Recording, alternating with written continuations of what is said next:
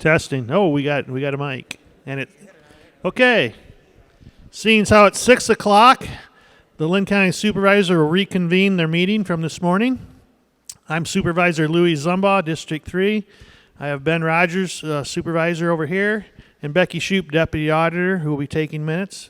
Along with us is Charlie Nichols, Plan and Zoning, and he will introduce his own staff in just a little bit. The meeting tonight will be run much like the one last week. It's informational only. To my knowledge, there's no one here from NextEra, and I was asked if anybody was here from SIPCO, and to my knowledge, there's not anyone here or from Clenera. Pretty much you get what you see here. Charlie will be doing the presentation like he did last time. At the end of that presentation, we'll be taking questions. We ask that you consolidate your questions as best you can, so if you've gotten your answers from someone else's question, to save time and so that everybody has time to speak, that you maybe not come up if your answers are or your questions are answered. We ask that to make sure we get everybody up here that maybe you refrain from clapping, and we're going to have a 5-minute timer so that we can make sure we get as many questions answered as possible. We're going to try to wrap up around 9 o'clock just like last time, but I know I'm willing to stay afterwards if people want me to, and I believe Ben would also. So with that, I'll hand the meeting over to Charlie. Thanks, Louis. So I'm Charlie Nichols. I'm the Planning and Development Director for Linn County. We have some other county staff with us here. John Ressler with Secondary Roads, Amy Drehos with Public Health, and then John Gallagher with Natural Resource Conservation Service. So welcome to our second solar meeting. We had one last week in the Palo area that was very well attended and a lot of passionate people spoke. I think it went very well. A few housekeeping items to start off with. We have exits in the front, in the back, in the side. There are restrooms through those exit doors. Can you hear me back there? Can you hear me now? Okay, great. So we have restrooms through the doors in the back. Oh, also, if you would like to see a video of the first meeting we had, it is up on the Linn County YouTube channel now. So if you are participating remotely, we have a GoToWebinar session running, and you would like to make a comment or ask a question, please email them to the PlanDev email address. That's plan_dev@linncounty.org, or type them in the GoToWebinar chat. At the end of the meeting, I will read those out. If you would like to ask a question or make a comment and you're here today, there is a sign-up sheet in the hallway. Please sign up, and then I will call people by name at the end of this meeting. So our meeting today has 3 purposes. The first is to identify opportunities for public input. We will go over all of the required meetings and the public input sessions we will have once we get an application from a solar developer.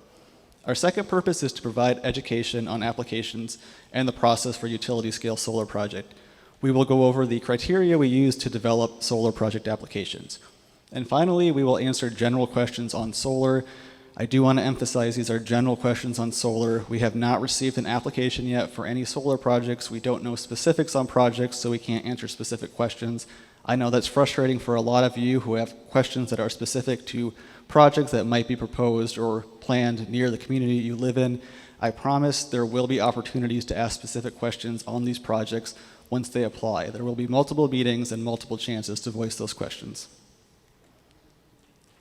So here's the order for our meeting tonight. I will first go over our process for reviewing renewable energy overlay rezoning requests. I will then go over our standards for rezoning, our general performance standards for development in critical natural resource areas. These are areas the county has identified as being environmentally sensitive. I'll go over the specific development standards for utility scale solar projects, and then we'll take questions and comments from the public at the end.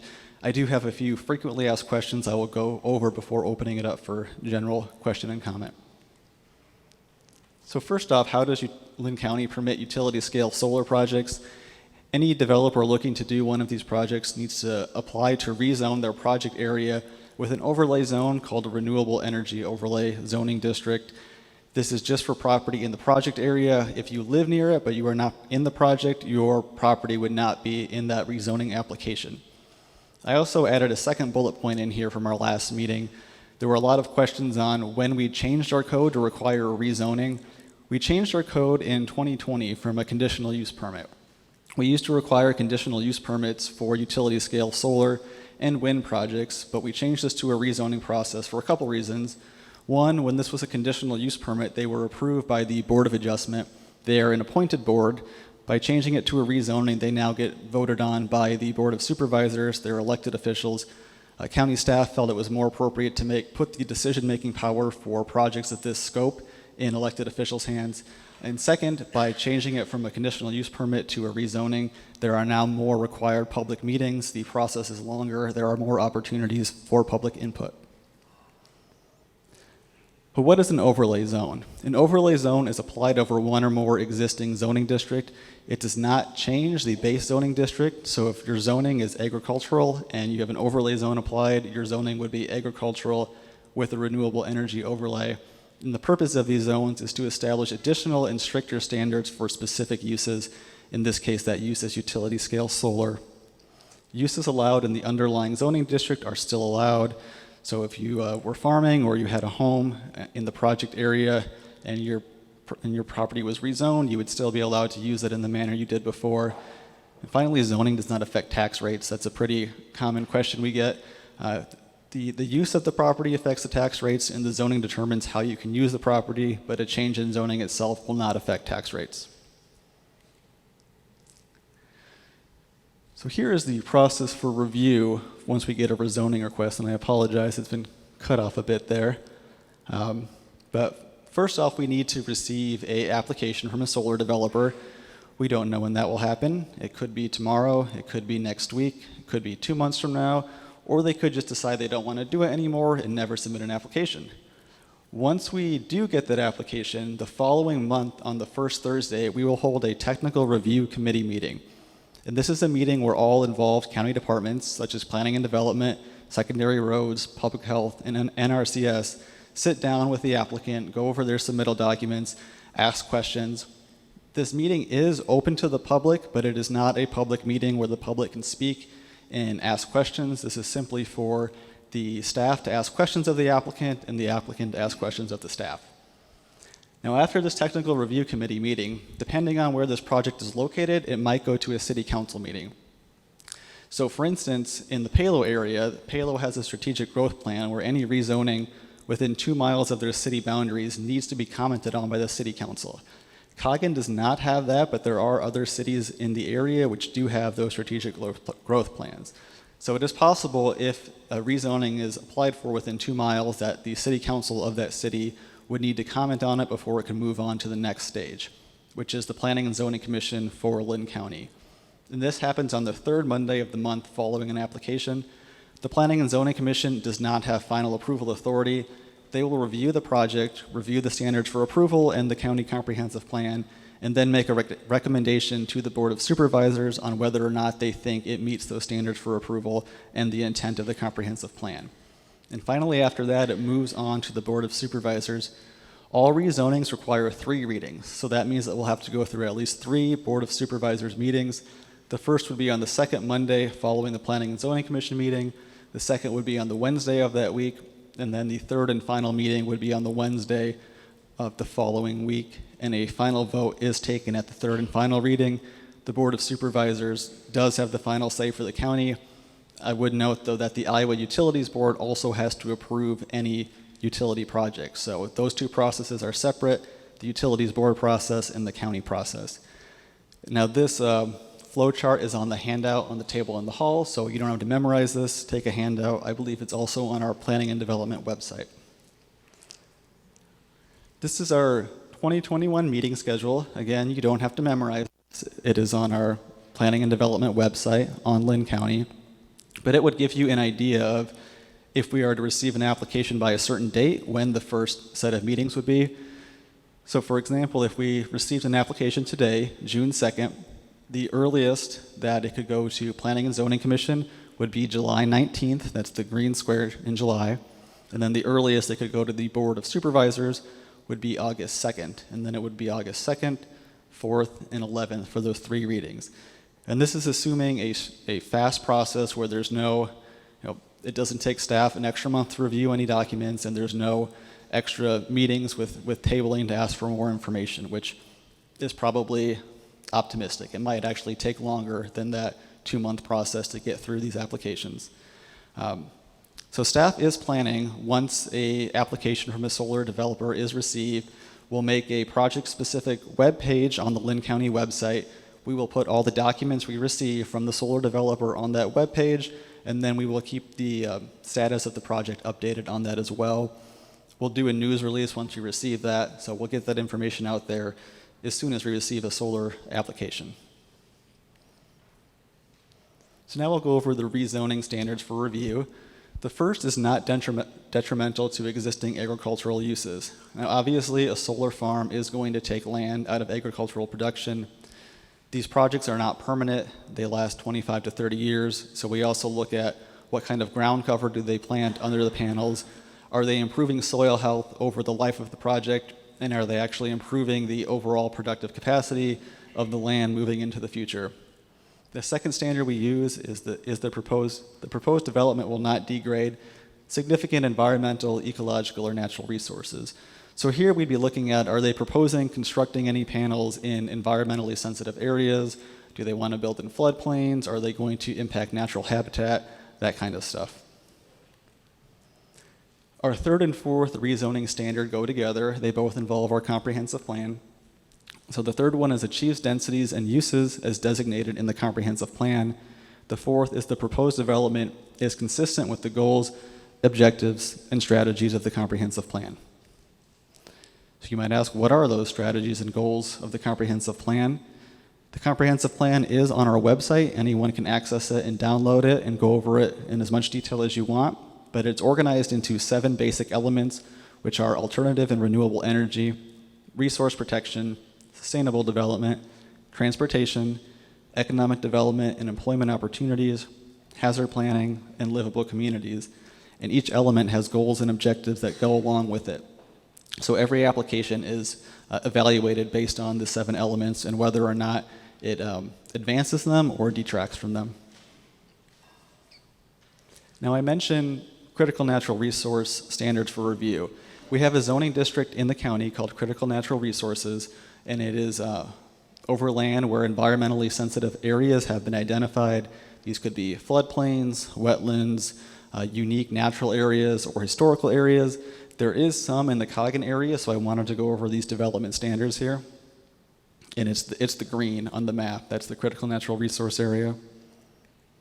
So if any development is proposed in a critical natural resource area and it impacts any of these 6 categories, an applicant must mitigate it. They're strongly encouraged to avoid developing in these areas, but any development needs to be mitigated. That's development on steep slopes, development on any shoreland around rivers. Additionally, shoreline development needs IDNR approval. Any development in wetlands, they need to mitigate it by building 1.5 wetlands elsewhere. If they clear more than, I believe, 10 mature trees, they have to develop a vegetative management plan stating where they would plant trees to make up for that. And if they disturb more than 1 acre of natural habitat, they need to come up with a habitat management plan stating how they would mitigate that. And similarly, if they disturb any stream or vegetative buffers, that needs to be mitigated as well. So now I'll go through our specific requirements for utility scale solar projects. Our first is screening. A landscape buffer may be required to be installed and maintained during the life of the project.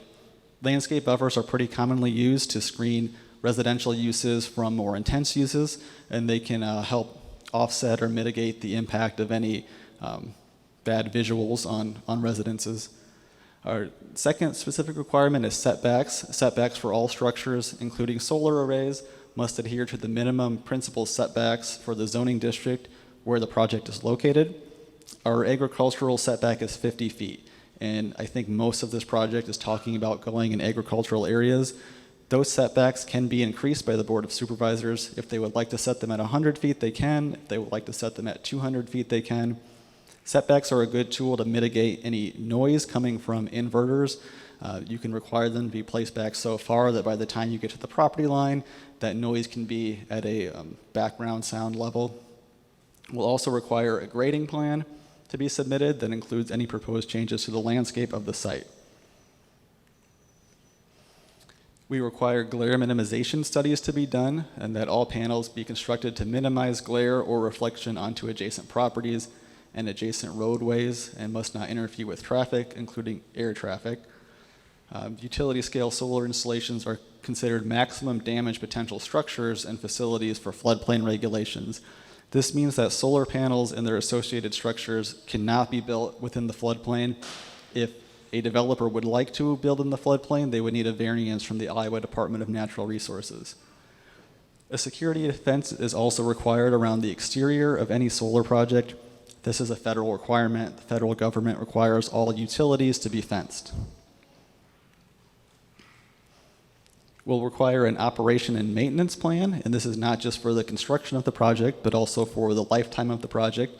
The operation and maintenance plan needs to specify how they'll take care of soil erosion and sediment control, stormwater management from the increased runoff generated by any panels, ground cover and buffer areas, buffer areas being areas not used by panels either in the interior of the project or along the edges.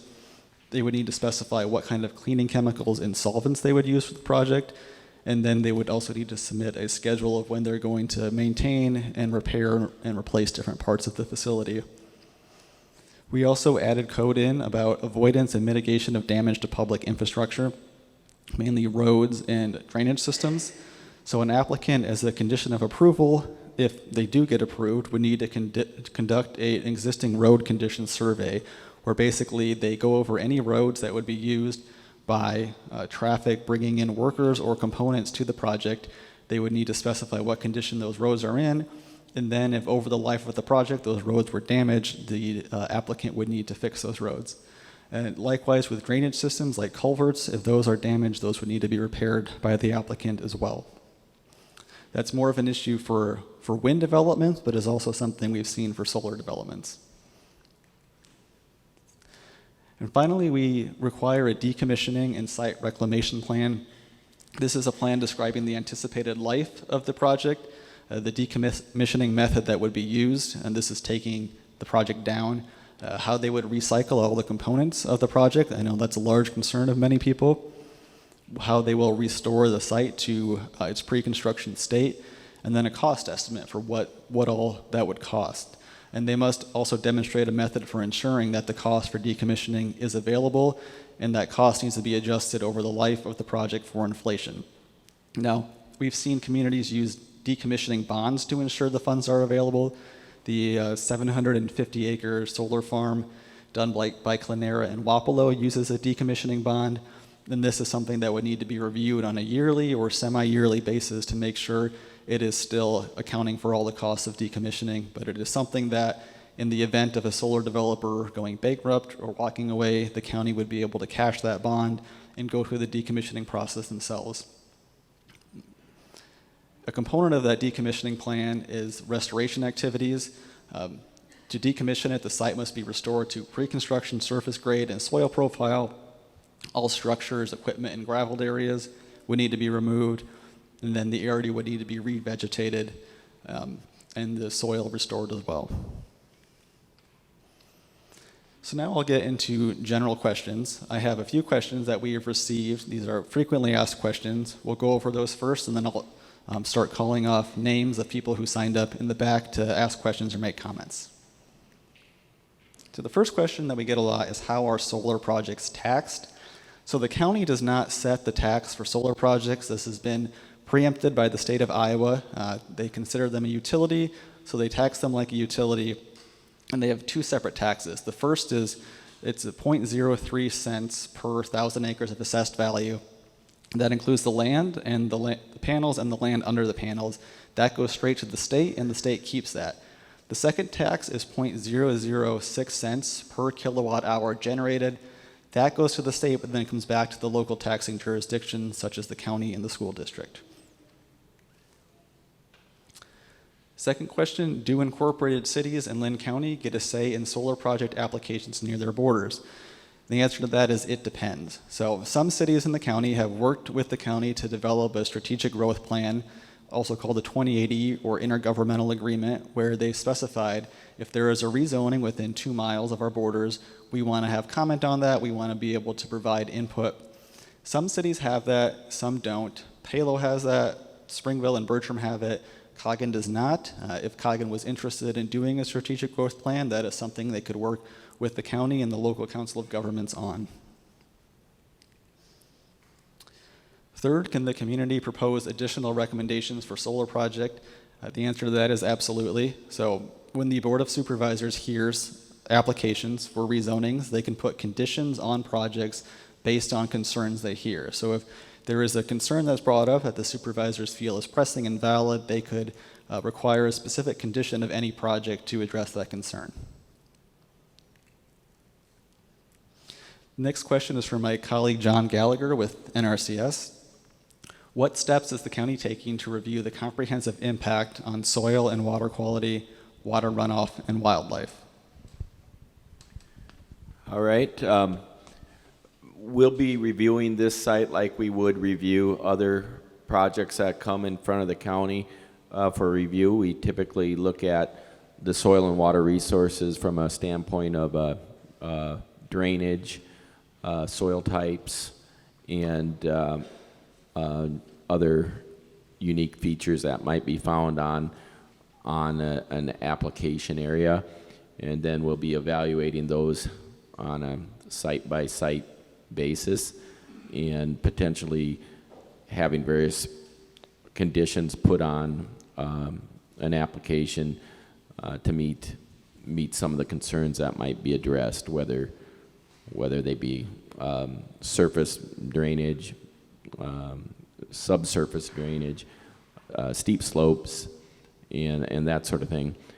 So, like I say, we don't have anything in front of us yet to evaluate, but when and if an application comes in front of us, then that's when we'll look at it further and provide comment at that time.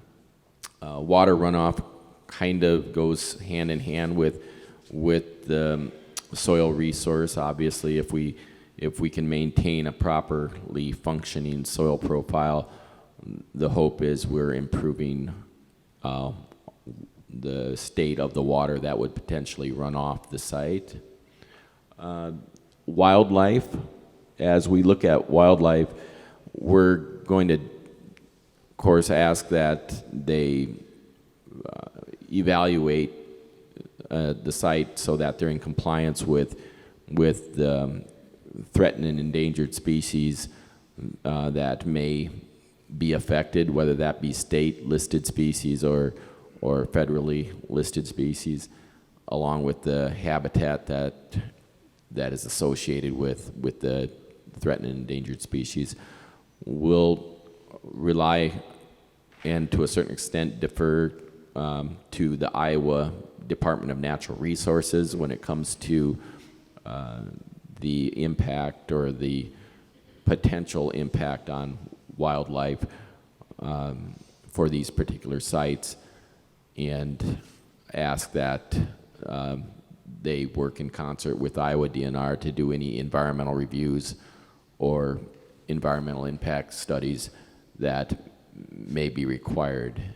And that's without knowing great detail about what might be proposed. That's kind of how we'll look at things going forward. Thanks, John. This next question is for you too. What steps will be taken to address flooding concerns from increased runoff? So there again, we'll ask that they submit a plan showing the nature of the site and what that means for runoff. If runoff has indeed increased due to the final design, then we'll ask that they mitigate that. We typically handle runoff in a manner that's consistent with other communities in Linn County. The Iowa Statewide Urban Design and Specifications Manual has criteria that communities follow when it comes to water runoff and in particular stormwater management. And stormwater management on a site like this could include conventional stormwater facilities such as detention basins or retention ponds, or a combination of that along with a various vegetative component, which could include the utilization of both cool season grass mixes that are introduced grass mixes and the use of native grass systems to help control water runoff and potentially reduce flooding. Thanks, John. Final question for you. How will this impact pollinators in the area? So as we look at this,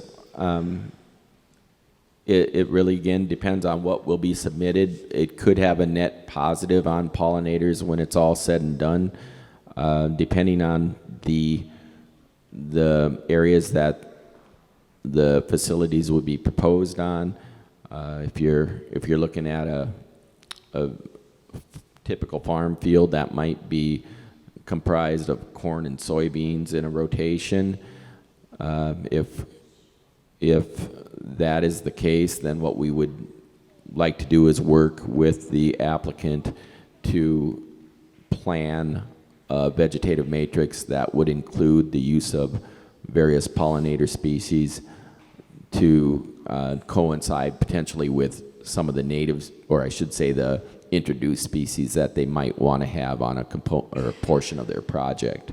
So we are hoping to ask and in return get from a potential application and final design the incorporation and use of native prairies, both grasses and flowering species that would have a net positive impact on pollinators in the area. Thanks, John. Next question is for you, Amy. Are there known public health impacts associated with utility-scale solar projects? Well, good evening. My name is Amy Dreyhaus. I work for Linn County Public Health. I'm a senior air quality scientist.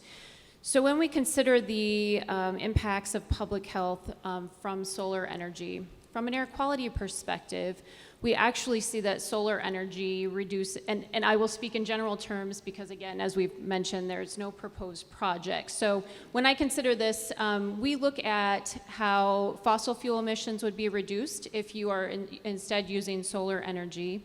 We don't see the air emissions that we see if we're burning coal or natural gas.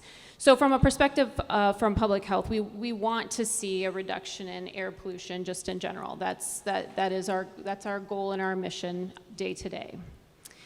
I would like to point out also that Linn County Public Health, we have a fugitive dust ordinance, and I think John will speak a little bit about some of the construction, but when we have any sort of a construction site or anything that may produce fugitive dust, we do have an ordinance that is enforced by the air quality branch. And so that requires that any sort of truck traffic or construction must take reasonable precautions to reduce fugitive dust emissions.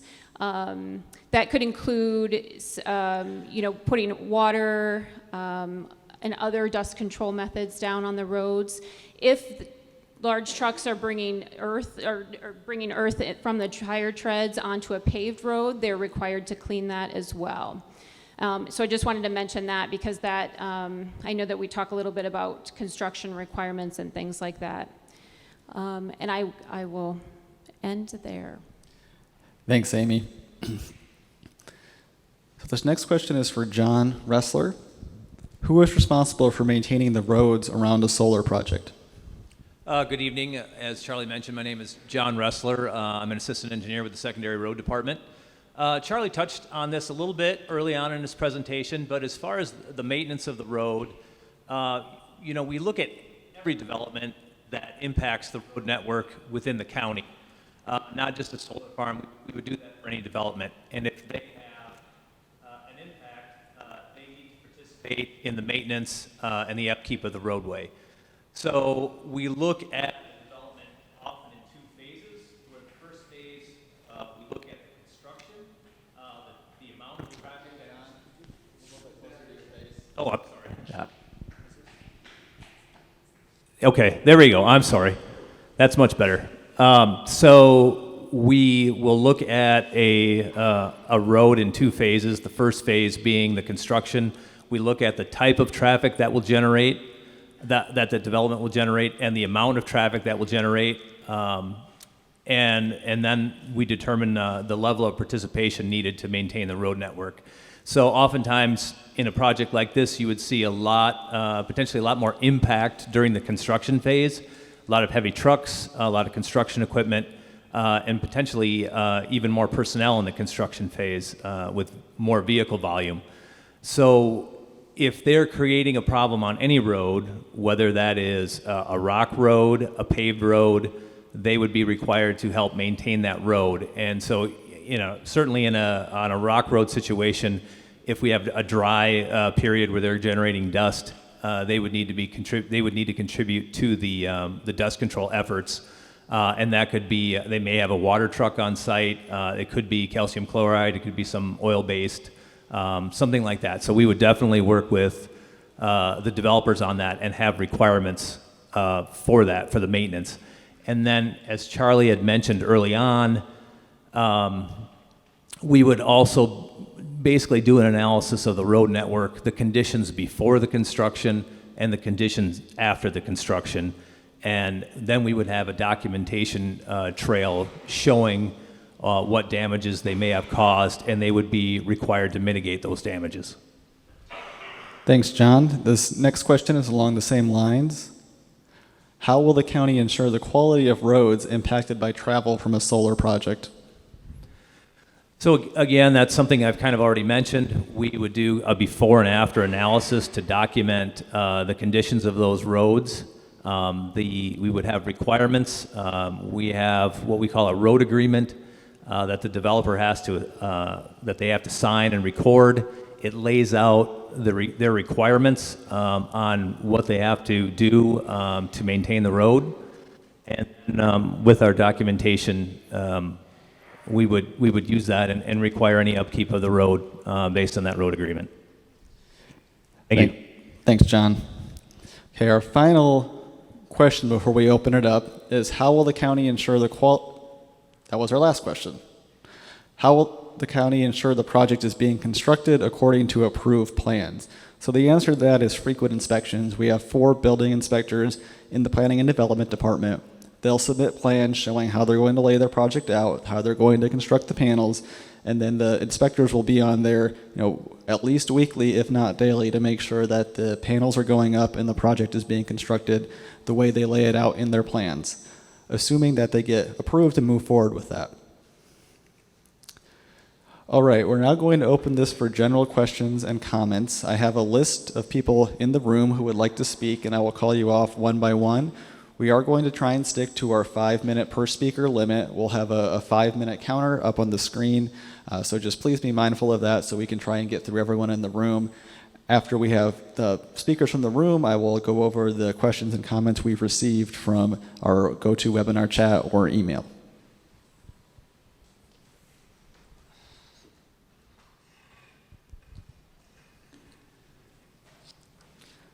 Our first speaker is Greg Johnston.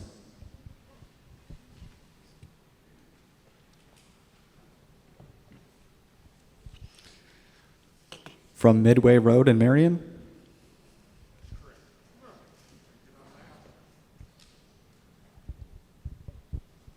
All right, good evening, people. Hey, Ben, haven't seen you for a long time. I also had some questions at the payload meeting. I'm not going to address those again. First,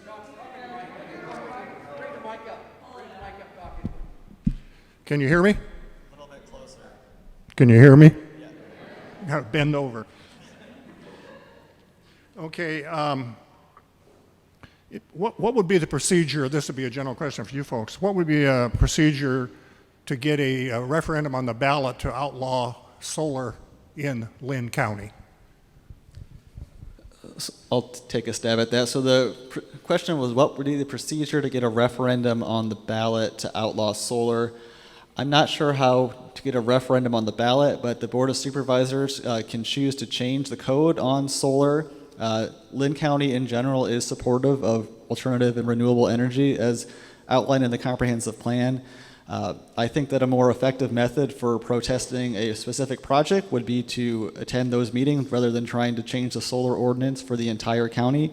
But if the Board of Supervisors did want to change the solar ordinance for all of Linn County, they would have the ability to do that and have to go through a similar process. It would be open to public input from the entire county.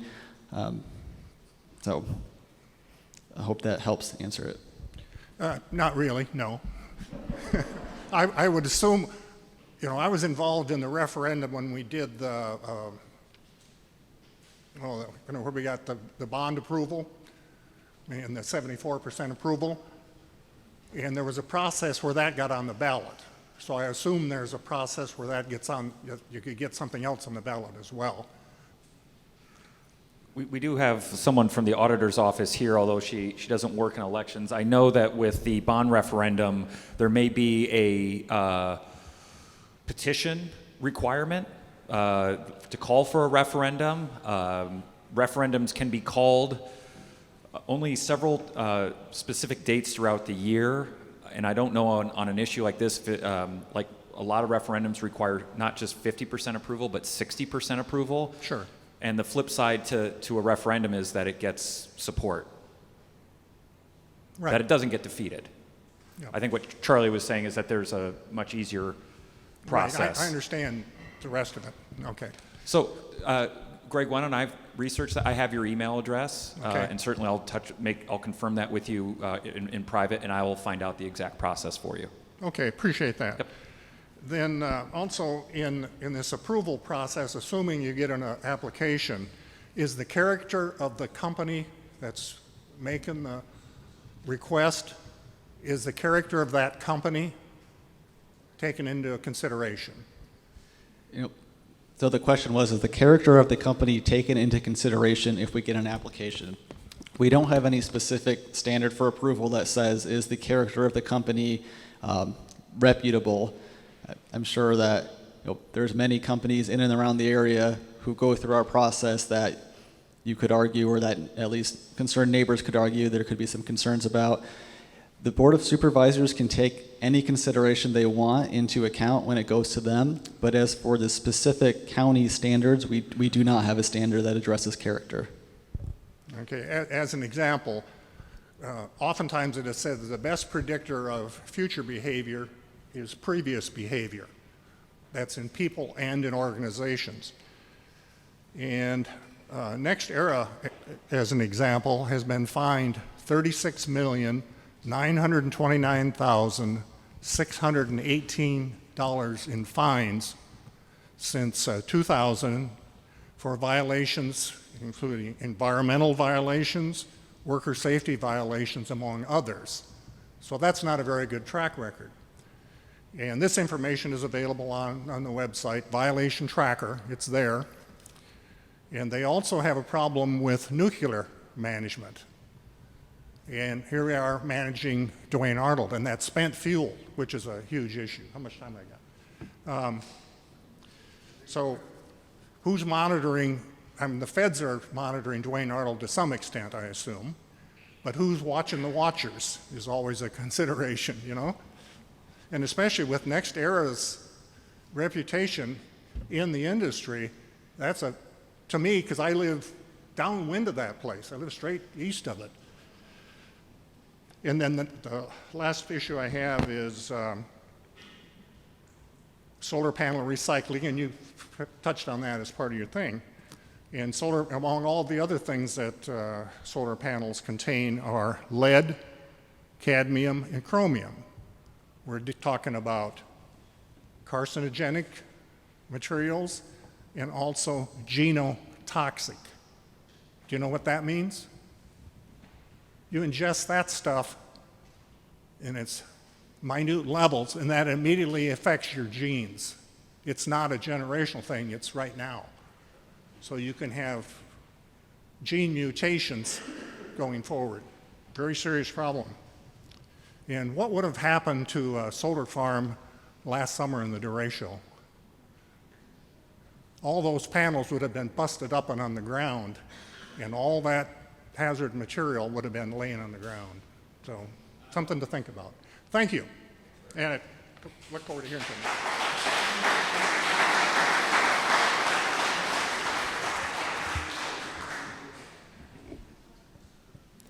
Ashley Rambo.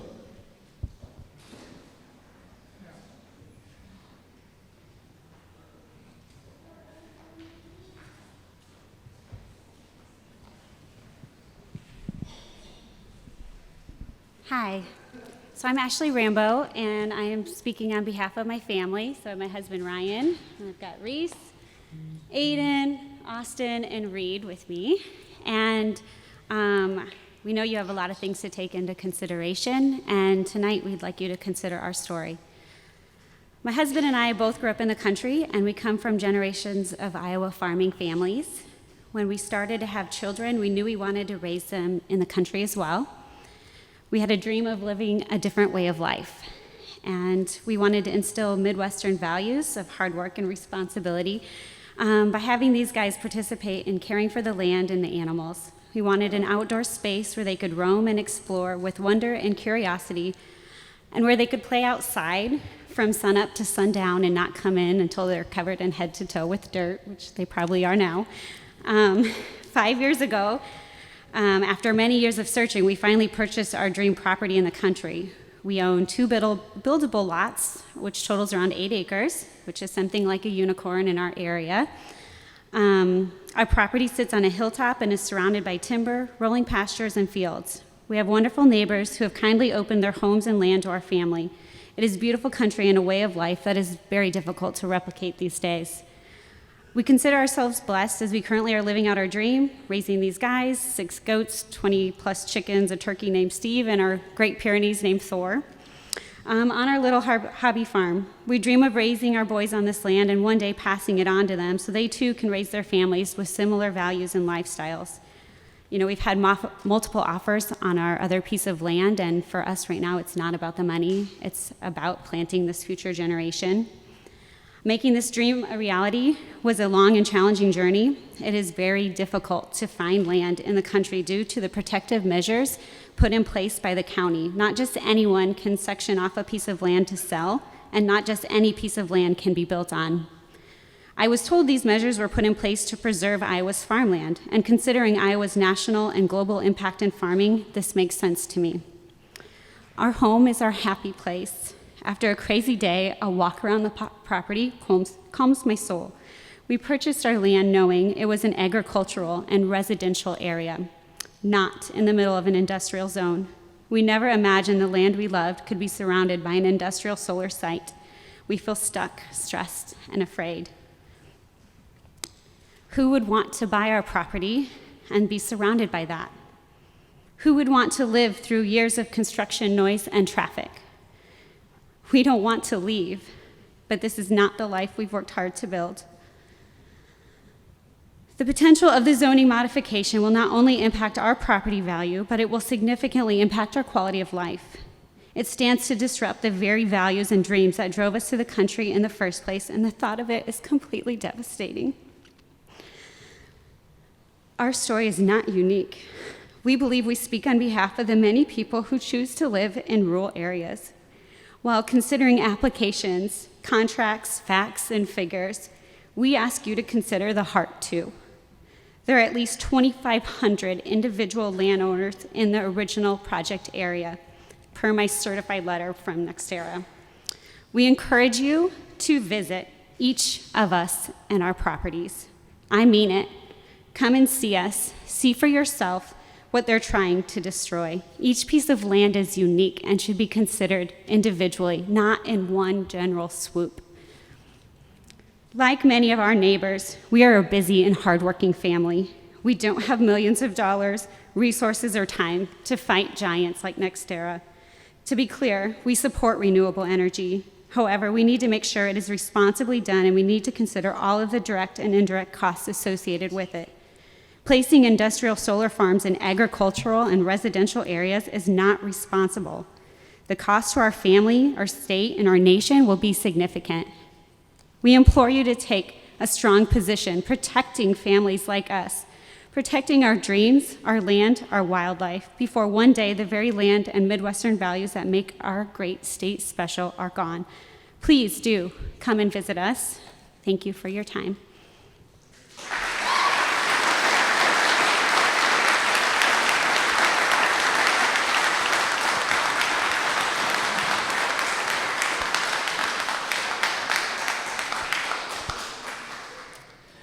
Nick Boyink.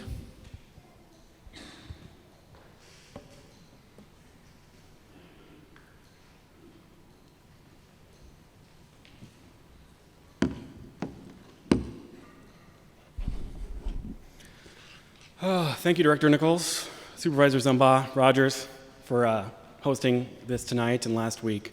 It's an important meeting, and the transparency is not unnoticed. Like many of those who made comments last week and those I expect tonight and have already happened tonight, I too am concerned, however, not for the same reasons. I am concerned that no one here tonight is likely to, maybe besides myself, and no one last week emphasized the fundamental point that makes renewable energy possible in our state. And that fundamental point is that it takes Iowa farmers and Iowa landowners to voluntarily lease their private property that they own for solar development. Tonight's presentation has shown that Linn County clearly has a very extensive list of requirements for solar projects in the county. These requirements keep citizens safe, hold developers accountable. Another requirement that wasn't emphasized, however, is that these solar projects require landowners to invite solar panels onto their land. Not one solar panel goes up on Iowa land without an Iowa landowner saying so. Tonight and in the coming months, I fear that the freedoms of landowners to say so is in jeopardy. Iowa's agricultural success is due in large part because of our farmers' ability to be stewards of their land. Iowa's decades of renewable energy success is also due to our farmers' freedoms to be the stewards of their land and decide if renewable energy is right for them. It is critical for farmers and landowners to maintain their property rights, allowing them to choose if solar energy on their property makes sense.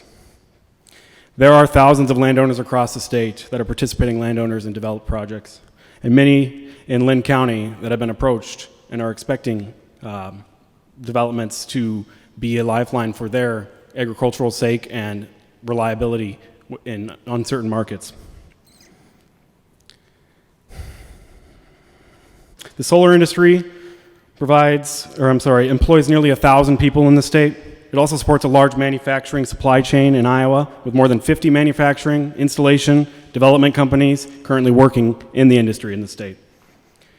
I understand you may not want solar in your backyard, but if what you consider as your backyard is all of the rural Linn County countryside, that's a lot of landowners' front yards who have the right to legally develop their land. As it stands now, if supporters of solar energy like me in Iowa have it my way, our way, Iowa farmers and landowners will simply have the freedom to choose whether or not to develop their land. And if those who oppose solar energy, calling for referendums and bans on solar energy, have it their way, new laws will have to be created with unworkable standards, preventing landowners to ever have the freedom to choose in the first place. Good governance has been on display last week and this week through transparency.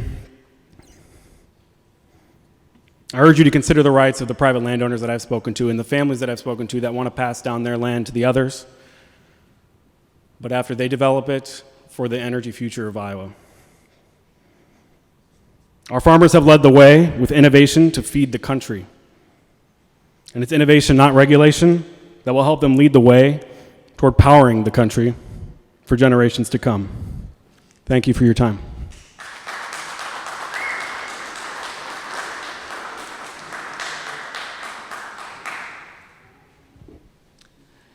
John Sco or Ska?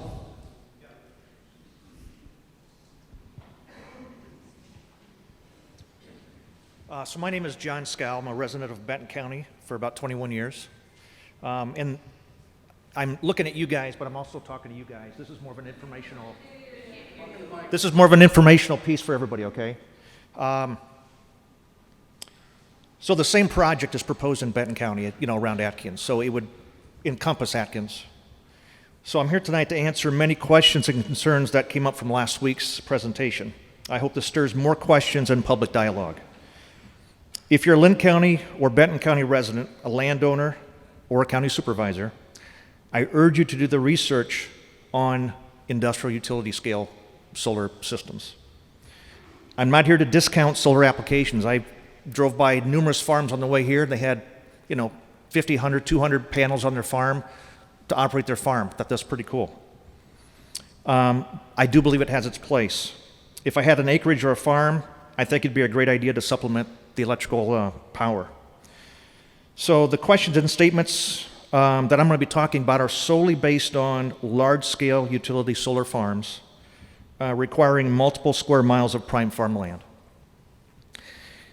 And so from the meeting last week, I talked to various people in other states because I really wanted to find out, on a size this big, what are other states going through? What have they gone through? What's the construction process like? And I think without none of us going through that, we're not going to get that information until we talk to these people. So that's kind of where the answers came from, and just doing some investigating work. The most prevalent word that came out of this week was the word regret. Little too late, and regret, and too little too late. And that's the words that I got of most of the people I talked to. And I'll talk a little bit about that. Today I spoke to a landowner and a realtor up in southwest Wisconsin. You guys maybe have heard of the Badger Hollow Solar Farm. Have you guys heard of that? It's about the size of this one. They're just finishing construction, okay? And so interesting, the landowner, who's a farmer, he's also a real estate agent, and he handles farming communities. So I asked him, and so just to give you an idea, it's going to encompass about 3,500 acres, 5.5 square miles, about 300 megawatts. I specifically asked him if there was an impact on property value, and he said 100%. These are some of the words that he used from other residents in that area. Eyesore, ugly, destroyed landscape, scary, stress.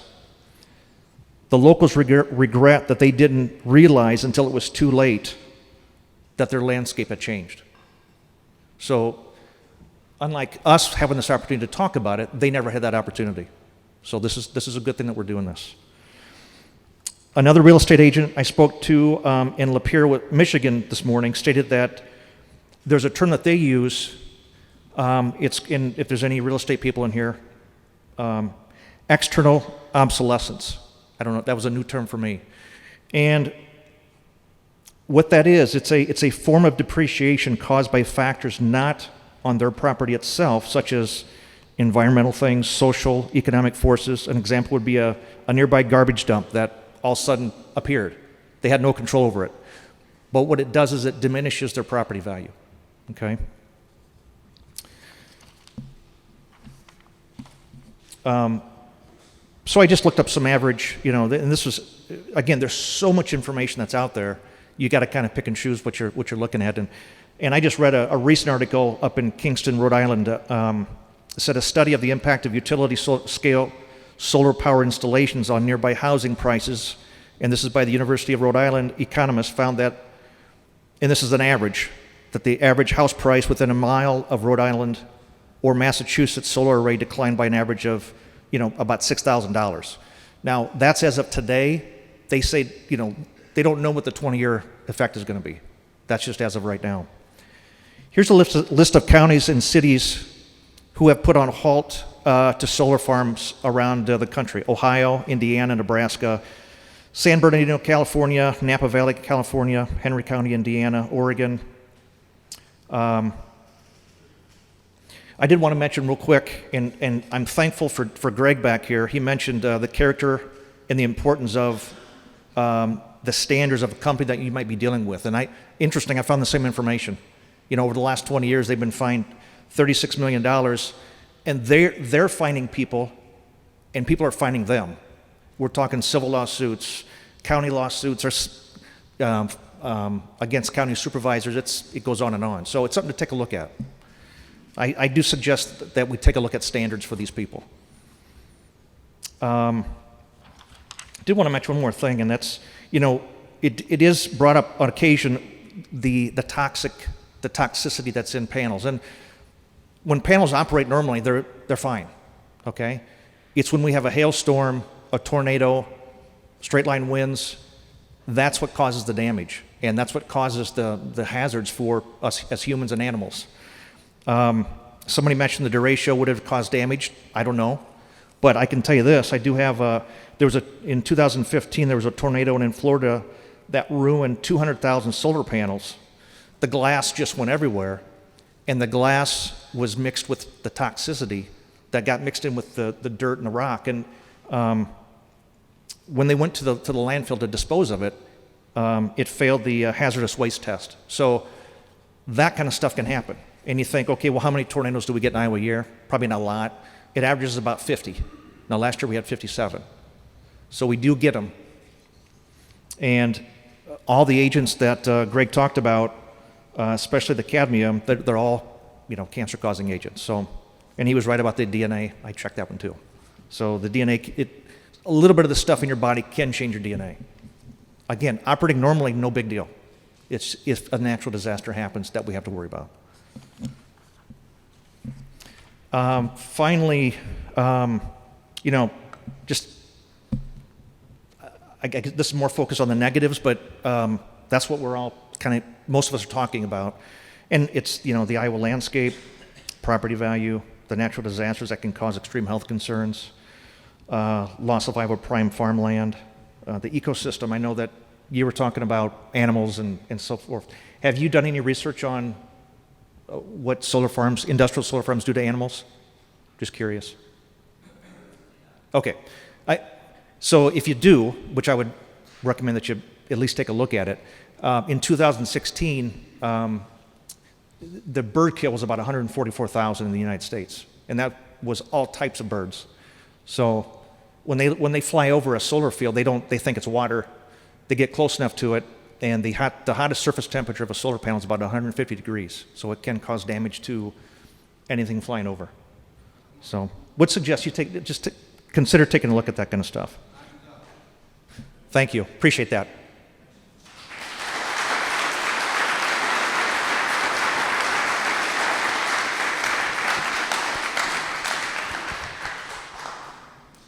Don White.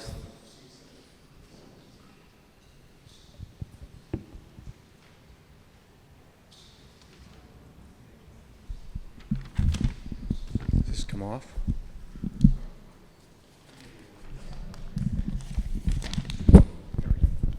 Can you hear me? My name is Don White. I have lived in Northeast Cedar Rapids and in Hiawatha all my life. I love my community and want what is best for everyone who lives here. Last night I watched the video of your last session, and I would like to thank all of the people who participating in preparing Linn County for this golden opportunity. Your comprehensive plan for making sure industrial solar projects are beneficial to our community is very thorough. I learned many aspects about the life cycle of industrial solar by watching that last session. I also want to thank you tonight for being here and listening to why I support the Duane Arnold solar project. For me, it's all about my son's future and my future grandchildren's future. I served on the board of the Iowa Renewable Energy Association for 10 years and served as a president for 4 years. Our mission was to make renewable energy the primary source of energy in Iowa. I recruited and trained young people to join in our efforts. Together, we demonstrated and demystified solar for Iowans across our great state. Unfortunately, I have witnessed firsthand the anxiety in the faces of the young people about their future based on our inaction. Travel anywhere in Linn County to witness firsthand how rapidly our volatile climate is wiping out trees. Our rainforests that once were the Earth's negative carbon source has been converted into a carbon emitter. In 2019, for weeks, we all watched uncontrolled Brazilian rainforest fires. During the pandemic, 2 massive cyclones wiped out even more of this rainforest. This devastation is driving massive migration north to the United States. Unfortunately, most states west of Nebraska are experiencing severe to exceptional drought conditions. Those massive wildfires we saw ravage the West during the pandemic could become the new normal. Industrial scale solar is way past due for balancing out the Earth's carbon cycle. With continuous loss of photosynthesis and increased methane emissions, we have to take bold action now. Let this sink in. Humanity burns a 5-mile train of coal and a super ocean liner of oil every hour. Fortunately, industrial wind power has become a win-win for Iowa farmers and has put Iowa on the map for leading the nation with this resource. I see the Duane Arnold solar project as a golden opportunity to make industrial solar a win-win for Iowa farmers too, especially when it comes to saving our threatened pollinators. I encourage you to read Solar Farms Shine a Ray of Hope on Bees and Butterflies in the Scientific American. Agrivoltaic practices may be the key to saving our pollinators. I am not concerned about the Duane Arnold Solar Project becoming the start of Iowa cropland being converted into industrial solar farms. There are no other sites in our great state that have infrastructure already in place to transmit industrial solar power at the scale proposed. Ben, I have voted for you for years. Think of the impact Linn County can have on reducing carbon emissions with this unique positioned opportunity. Don't let a small contingent of not in my backyard people be the voice of the entire county. It is time for Linn County to seize the moment it has prepared for since 2008.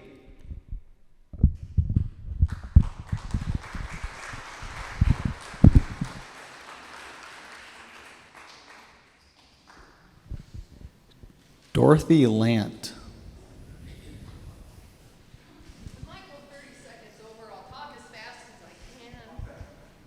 Okay, I'll try. Well, how do I? All right, be a singer. My name is Dorothy Lant.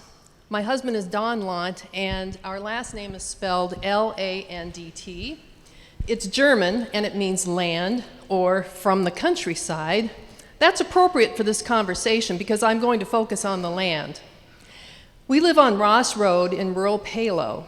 At the end of the dead-end Ross Road, you'll find the Hanging Bog State Preserve, which is famous for its rare skunk cabbage. Not far from Hanging Bog is Chain Lake's natural area with a bridge built in 1884 that's listed on the National Register of Historic Places. Just down the road is Pleasant Creek State Recreation Area, and also nearby is Wickiup County Park and Learning Center. I understand that all of these natural areas are within sight and within the potential solar project area. We received one letter asking if we'd be, willing to lease our land for solar panels. We didn't respond. Until we attended the Palo hearing last week, we didn't realize the potential magnitude of this project. Big surprise. Don and I both grew up on Iowa farms. Although we worked the corporate jobs, we fulfilled our dream to live in the country when we bought part of a Palo farm, built a house, and farm and protect the land as good stewards of this precious natural resource. At the Palo meeting, we heard many excellent reasons why citizens do not want an industrial-scale solar project. My focus tonight is on the critical nature of this land and its important role in sustaining the world. I challenge you to carefully consider the global situation and our local desires before you support a huge corporation with no vested interest in our community. Please ponder the following points. Point 1, world hunger. According to the World Food Program, 821 million people, 1 in 9, go to bed on an empty stomach every night. Even more, 1 in 3 suffer from some form of malnutrition. Point 2, drought. We just heard about drought. I have a different spin. Whether or not you believe in climate change, drought is real. Severe droughts impact every continent and thus food production and starvation throughout the world. In the United States, almost every state west of the Missouri River is experiencing severe or even mega drought. Farmers and ranchers in western United States are reducing their herds and leaving fields unplanted because they don't have water. But, point 3, there's a silver lining to the hunger crisis, and that's Iowa food production. Iowa produces 1/11 of the nation's food supply and is the largest producer of corn, pork, and eggs, and second largest producer of soybeans in the United States. Iowa also produces 14% of the nation's cattle. Point 4, Iowa soil. Why is Iowa a land of farms? Because it's got fertile topsoil that's known as the black gold of Iowa. Yes, Iowa soil is outstanding in the world. I worked for Amana Appliances for 25 years, where I hosted thousands of dealers from all 50 states and around the world. Guess what amazed them when they came to Amana? Iowa's black soil. They'd take it home in little jars and bags. They were so impressed. When we consider the compounding effects of these 4 factors, world hunger, global drought, Iowa's dominance in food production, and the particular reason why Iowa is dominant in food production, Iowa's exceptional soil, how could we possibly reach the conclusion that it would make sense to remove high CSR cropland from production in Iowa? The way Don, my husband, and I see it, Linn County residents elected 3 people, I see 2 of them tonight again, Linn County supervisors to make wise decisions about land use planning and development within unincorporated Linn County. We anticipate sound judgment and decisions that are good, not only for us, but also for our planet for the long-term future. Just because NextEra has electricity transmission capability on their hands, and NextEra no longer has electricity generation in Palo because they maybe mismanaged and decommissioned the nuclear power plant, that doesn't mean we have to hand over our land to them to permanently destroy it. Transmission without generation is their problem, not ours. I want to say that again. Transmission without generation is their problem, not ours. And they are a huge, highly profitable company. Let's not feel sorry for them. And it's a long transmission line. Is there an alternative site with poor land and no population near it? It would be a sin against humanity, a sin against the world, to remove sacred high CSR land from essential food production that the world needs now and will more desperately need in the future as population and drought both increase. Linn County supervisors, please do the right thing. Represent the people you elected you, not a huge, wealthy corporation from a distant state. Save Iowa land so we can continue to feed the world and enjoy a high quality of life in Linn County. Thank you.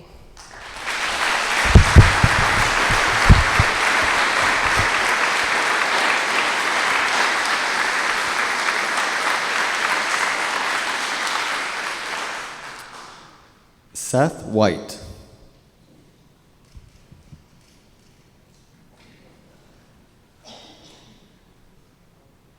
Hello? Can you guys hear me? Yeah. All right.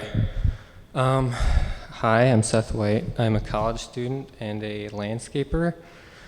And to be honest, you know, I've heard about the carbon cycle and climate change like my whole life, but it was always another hurricane on the east or wildfires in the west again.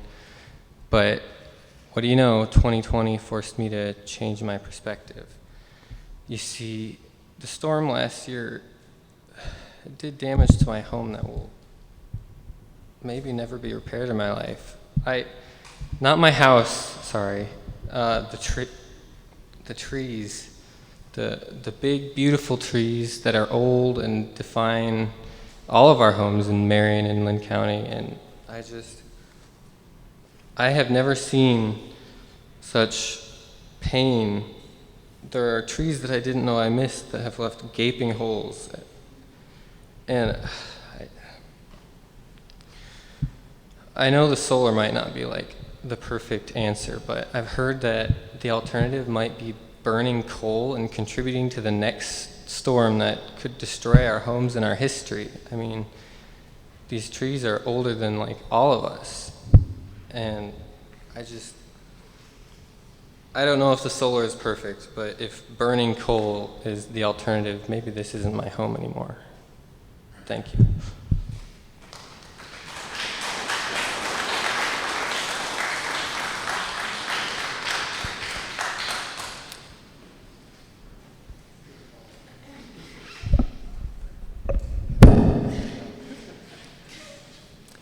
Jerry Rosboom.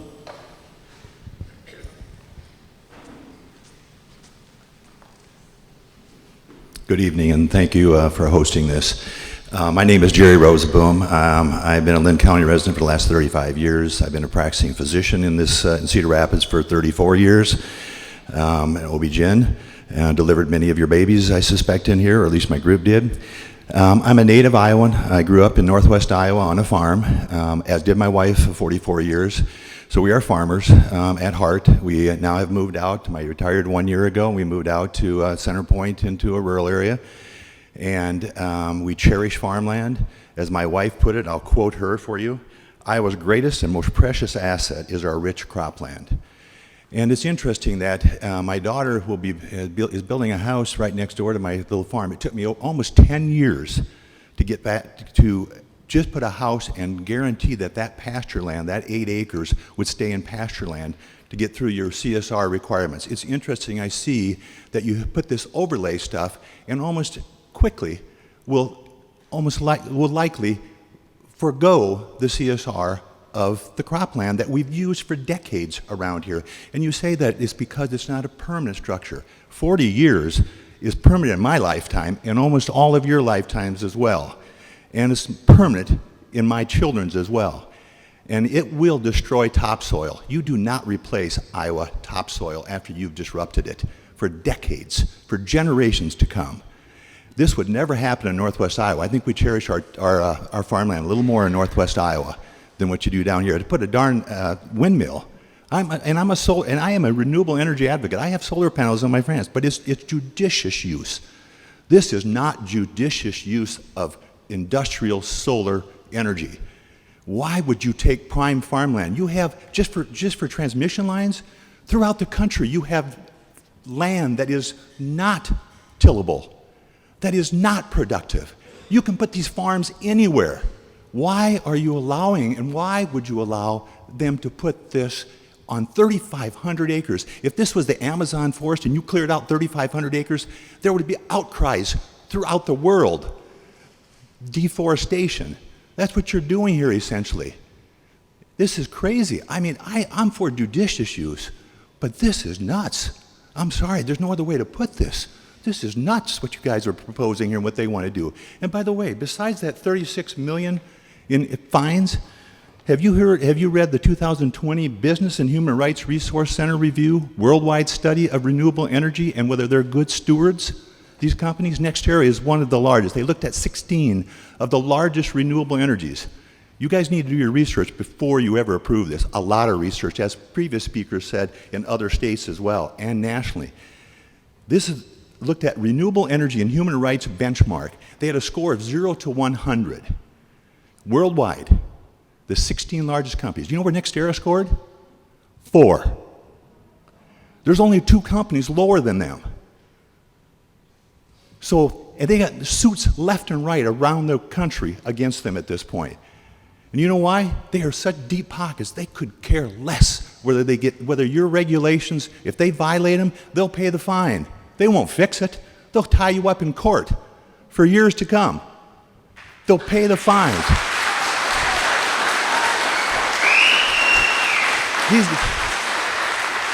These guys are billionaires. These companies are billionaires. They could care less if you fine them $1 million or $500,000. They won't fix the problem. They'll just continue to pay your little ditzy fines. So again, I'll finish with this with 1 minute left. Our most precious resource is our farmland. The most precious. You cannot replace farmland. And you have protected it wisely for decades around Linn County, as evidenced by how hard it was just to get a little house on 8 acres of hilly pasture land, not farmland, pasture land, because if the CSR is low enough, it doesn't support crops.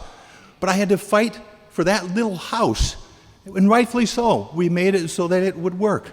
But now you want to give up 3,500 acres and say, oh, it's because we can do this, it's an overlay, because it's not permanent? That's BS. I'm sorry for the French, but that's BS. It's 40 years, that's forever. Give me a break. This is a no-brainer, folks. Thank you.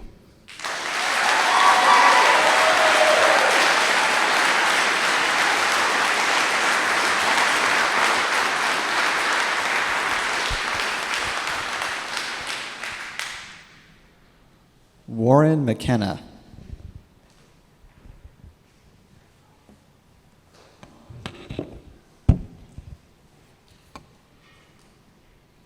Thanks for making this public.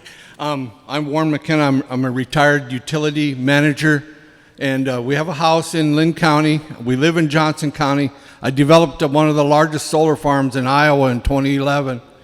None of the stuff that they say has happened to our solar farm. We suffered some derecho in southern Johnson County. The surrounding community was out for days. We were out for 7 minutes. Never lost a solar module, so I want to put that to rest. There's 300 million in solar in Iowa, going to be $1 billion here shortly. I helped form the Iowa Solar Energy Trade Association. There's 3 gigawatts of solar going in Iowa. A small percentage could go here. When you turn the lights on, you want power. Where are you going to get it? It isn't coming from coal anymore. It isn't coming from nuclear anymore. It's got to come from wind and solar. So unless you can do without electricity, I don't know what you're going to do. I think I covered just about everything I want to cover. I live in the country as well. Landowners should have the choice, basically. Great policies, but the landowners should have the choice.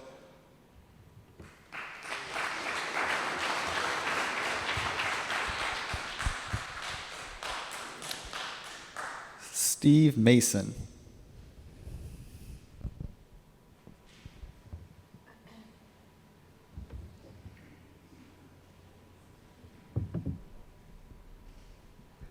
Hello. Thank you for hosting this meeting tonight. Can't hear me? Can you hear me now? Perfect. My name is Steve Mason. You can make history, but you can never erase it. Desert Sunlight Solar Farm with 550 megawatt is on 3,800 acres in Desert City, California, in the Mojave Desert. It went online in February of 2015. It contains more than 8 million solar panels. There are at least 300 days of sunlight available. It created 550 construction jobs. It created 15 permanent jobs. The facility is co-owned by NextEra Energy. On April 21st, 2015, an EF0 tornado struck a solar farm. It damaged about 155,000 panels. It occurred at the Desert Sunlight Solar Farm in California, the one that's owned by NextEra. That's 2.5 months after it went into service. I received a Dwayne Arnold Solar Project handout in the mail. It said, outreach and communication with the community are important development of the development process. We also have opened a local office in downtown Palo. We will continue to share information as the project develops. I still do not see an office open in downtown Palo to answer the public's questions or concerns. I have a very simple philosophy. If you lie to me once, it tells me two things. You've lied before and you'll lie again. The agricultural zoning solar overlay was introduced on December 16, 2013. On February 11, 2014, the Linn County Planning and Zoning members sent a letter to Dan Schwartzendruber of Planning and Development. They had knowledge of application 476C renewable energy tax credits through the state of Iowa for utility solar, scale solar. On February 18, 2014, discussion was held concerning airports and no funding for decommissioning. The Gazette, on January 27, 18, announced DAC was shutting down. It said NextEra was evaluating redevelopment opportunities that include solar. Those who cannot remember the past are condemned to repeat it. In the 150-year book for Palo in 2004, the 1966 to 1967, the school year, Palo became part of the Cedar Rapids school system. The high school went to Jefferson, the junior high went to Taft, and they continued to house the kindergarten through 6 until the fall of '72. At that time, grades 4, 5, and 6 were assigned in Bustick Jackson. Concerned parents of Palo children were assured by the superintendent of Cedar Rapids school system that the children from grades kindergarten through 3rd would always attend school in Palo. They had no immediate plans to do otherwise. Then came the shocking news that in the spring of 1973, the 4 remaining grades were to be sent to Jackson Elementary. The news left the community in disbelief. The doors to the school shut.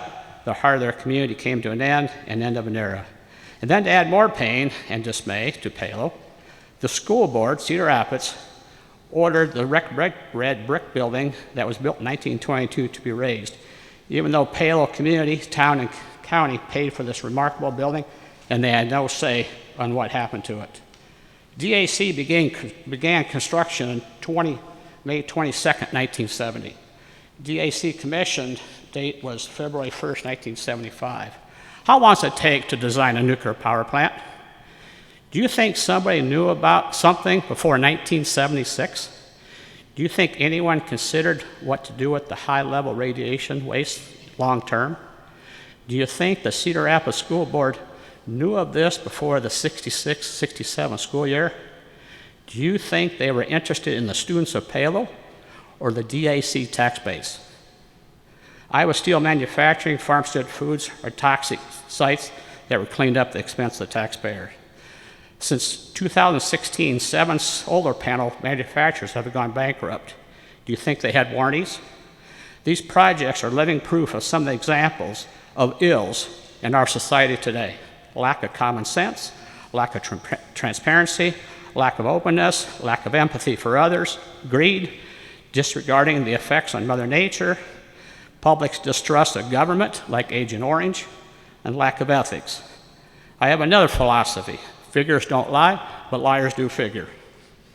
We also have buyouts, mergers, and bankruptcies of corporations. And we're not looking down the road at costs versus benefits. 2 articles you need to read. NextEra is blocking a major new clean power transmission project. The other article, considerations for transferring agricultural land to solar energy production. The Dwayne Arnold project will contribute about $40 million in property tax to Linn County over the life of the project. If you take $40 million divided by 25 years, that's $1.6 million per year. That's speed camera revenue with no environmental effects. There was a massive solar farm in Virginia. It was 500 megawatts. It contained 2 million panels, 6,000 acres covering 10 square miles, near 7,000 homes. It would require large amounts of water to clean the panels. Decommissioning would be about $31 million. The panels contain lead and other carcinogens. Mr. Mason, could you finish up? You've expired past sure, the 5 minutes. If you could just I'm give sorry. us your final thoughts, that'd be excellent. The Cedar Rapids water supply are shallow vertical and collector wells along the Cedar River. And because of the continuous pumping, most of the water is pulled from the river. Has an environmental impact study been done on the future impact to soil and water environment? Thank you.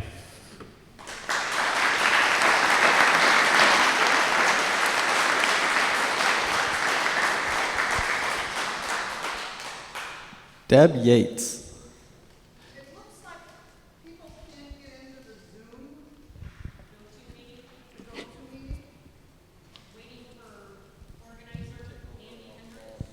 Sure. Debbie 8. Ready? Hello, thank you again for listening to us tonight. I live south of Palo, not in the area shown on the project map. However, I know that my home farm, which includes a beef operation, will be surrounded on 3 sides by 500 acres of panels because of leases currently recorded. Will this be an additional project not yet announced? I first must make a disclaimer. Most of the information I'm going to talk about has been obtained from the Farm Bureau member information website and a call to their on-staff lawyer. Farm Bureau and some of the other commodity groups I have contacted do not have a position for or against this issue. Their policy states that it is the landowner's right to do what they want with their land. However, they have several resources to ensure that members make informed decisions when entering into agreements to have utility-scale solar on their farms. That's what I'd like to talk to you about tonight. I'm also not an attorney, and I'm only offering suggestions of things to be concerned about when considering a solar farm. Before entering into an agreement, you should first learn as much about the developer and their track record as possible. Second, realize these contracts are written by attorneys working for the solar energy developer and will be as favorable as possible for the developer. These agreements are unlike others with an option, easement, and lease. Each will have different impacts on your property. In looking at the contract we were offered, the option timetable can last 5 years. They have this amount of time to begin construction. This option allows them to terminate any time during this period, but the landowners are only allowed to terminate at the end of 5 years if construction has not commenced. After energy generation has begun, many have a renewable clause, sometimes for an additional 25 years, which you are bound to. The contract may contain a confidentiality agreement that limits who you may discuss the terms with. This includes neighbors who you may want to try to group together to negotiate lease terms. You should strike those conditions so that you may consult professionals like your attorney and accountant. There are items that I heard were issues and now have information from the National Agricultural Law Center, Understanding Solar Energy Agreements article written by Shannon Farrell that confirm and pointed out more. One is a misunderstanding that landowners believe they'll be paid on total acres. There's a payment amount for developed property acres and then a significantly lower amount on acres not actually covered with solar panels, other equipment, or access roads. In the contract I had, they were called net acres, the developed property. The article I referenced shows in their evaluation less than 50% of the total acres were net acres, which landowners were paid the contract price on. The lengths of these contracts may be multi-generational. How will that affect your future estate? Options to sell should need to require liquidating in the future.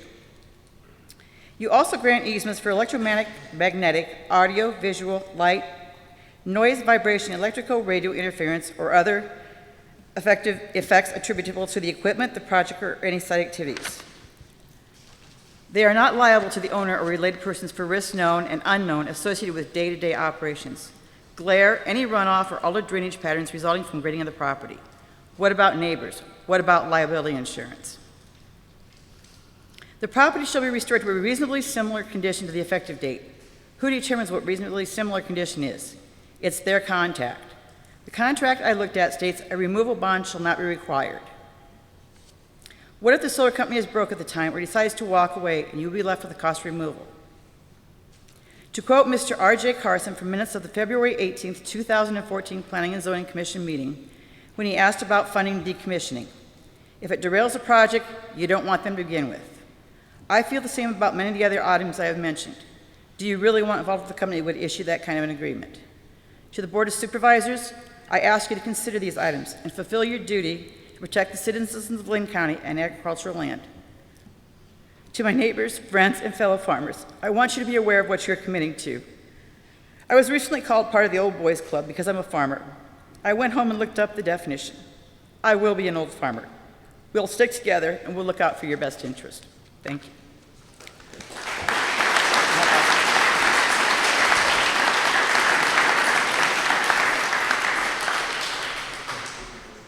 John Zagrosek.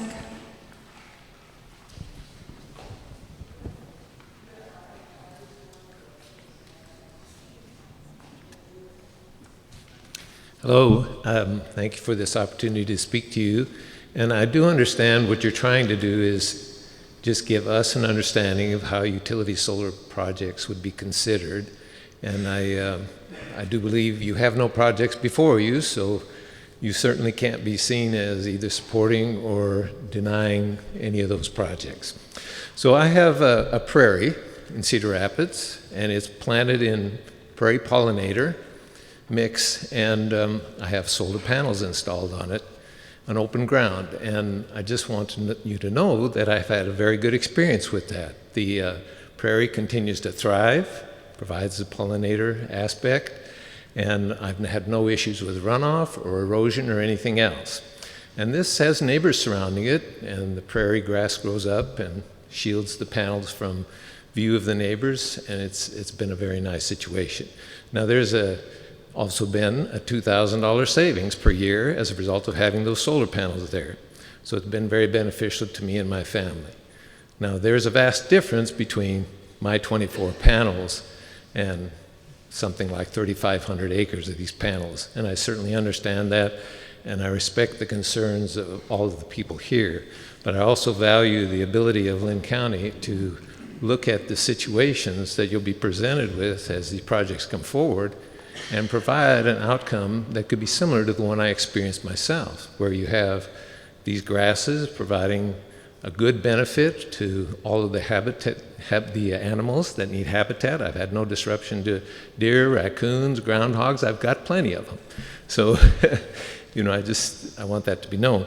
And the other thing I think should be known so everybody does understand, I know these contracts can be complex, but the value of solar, if you look at just the wholesale rate of 2.2 cents per kilowatt hour, an acre of land generates almost $8,000 per year.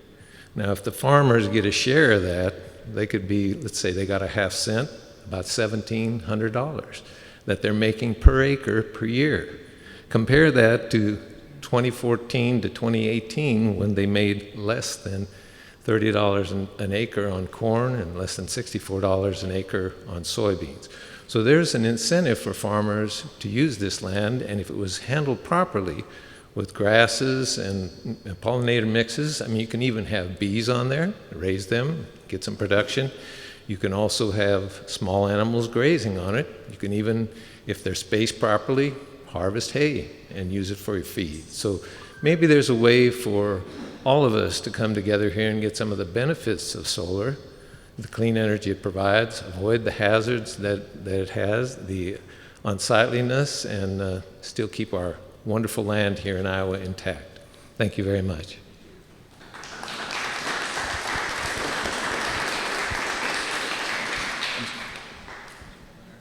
So for the concerns about GoToWebinar, I did call the person running it right now. It does seem to be working for most people. We do have about 56 people in the webinar, so I'm not sure why specific people aren't able to join. We did update the link to the meeting earlier last week, so if you were using a link that was sent out a couple weeks ago, it's no longer correct. So just make sure that whoever's trying to join is using the most correct link. And if for some reason they're still not able to get in, we are recording this. We'll make it available on our YouTube channel, like we made the previous one. But it does appear to be working, so I'm not sure what the issue is with joining. Next up is Melody Cunningham.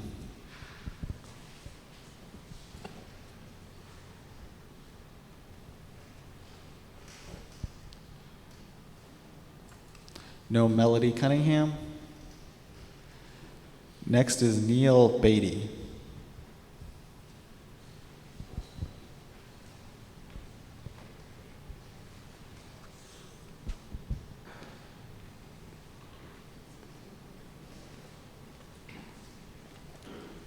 Good evening. My name is Neil Beatty. I have a farm in rural Coggin area. Most of the things I wanted to talk about have already been discussed, so I won't go over them again, but I do have concerns about the environmental aspect of it. I would like to point out the state of New York, which is one of the top 5 states in the nation in need of electrical infrastructure, has passed laws called extended producer responsibility laws. These make the manufacturers of the solar panels, when they are discarded, the manufacturer has to take those back, and they can't install new panels until those take-back laws are in effect. So I would encourage you, they took the initiative to look at the environment before they took their energy needs into it. So I'd encourage you to do the same thing. I would like to point out, one of our speakers made the comment about how many birds are killed as they come down and look for water, they think it's water. How many pollinators do you think are going to be able to go through that intense heat? I don't think very many. So thank you.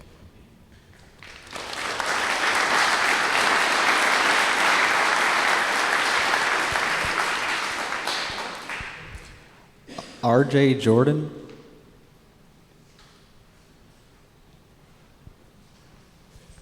Maybe that's a B.J. or an R.J. Jordan. And from Marion. Pat O'Connell.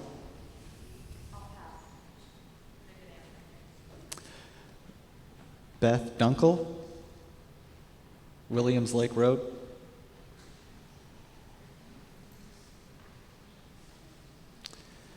Randy Patton. Oh, sorry. Sorry, Beth.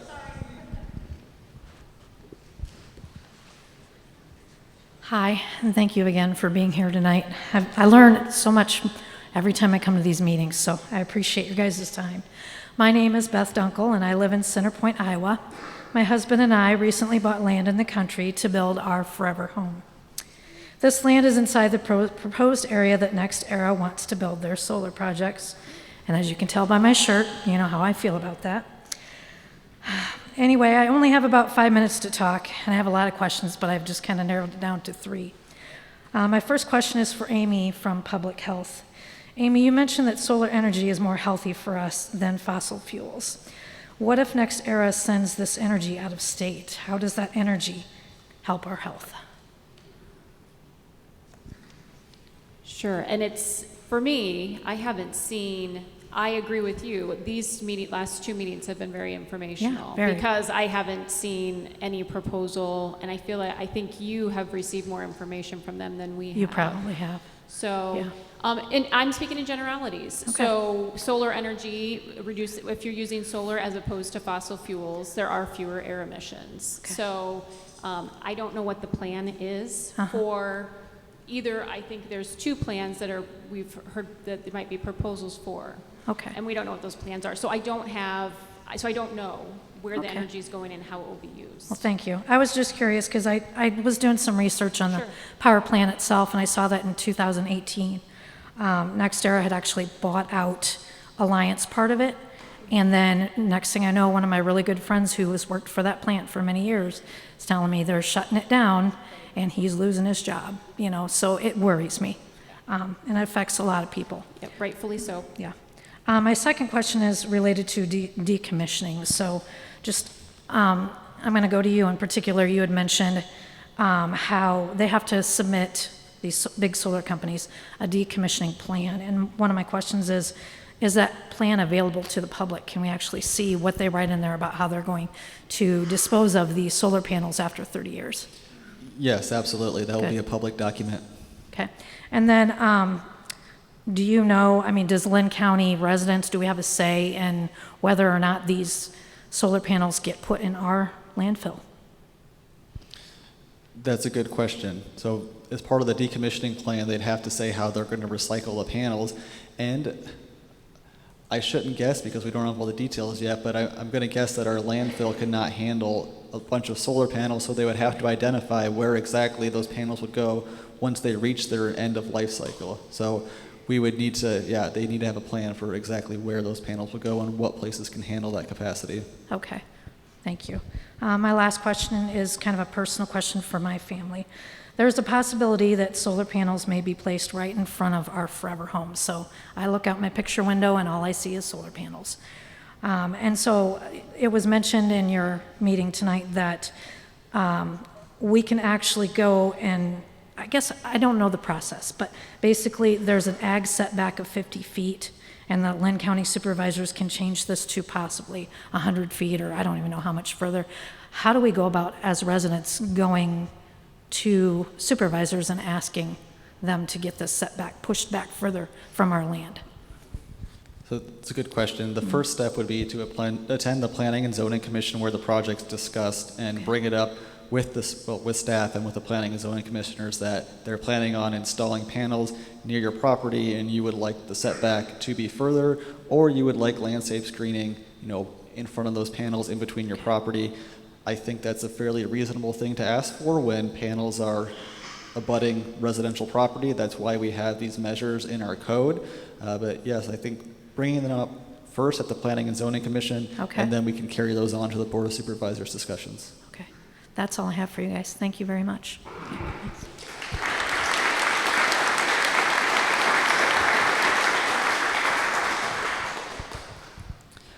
Randy Patton.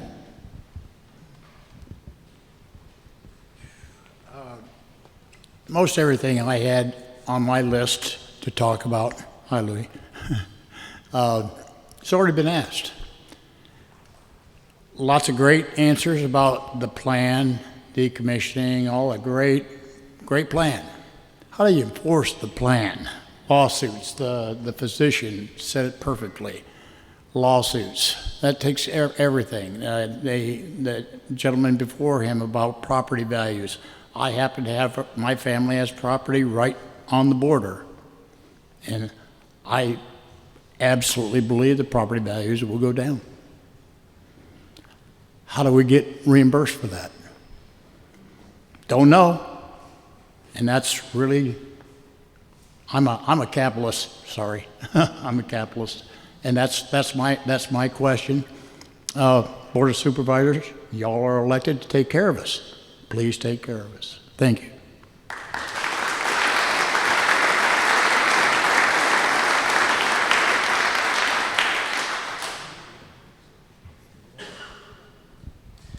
Anita Hagenberry.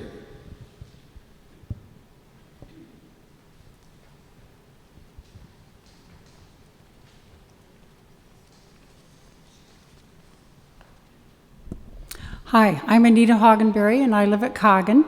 And every Sunday morning when we drive down into Marion to go to church, I cringe as I drive through the north side of Marion and Cedar Rapids because I see more new housing come up. And I know that that's going to happen and that's part of progress.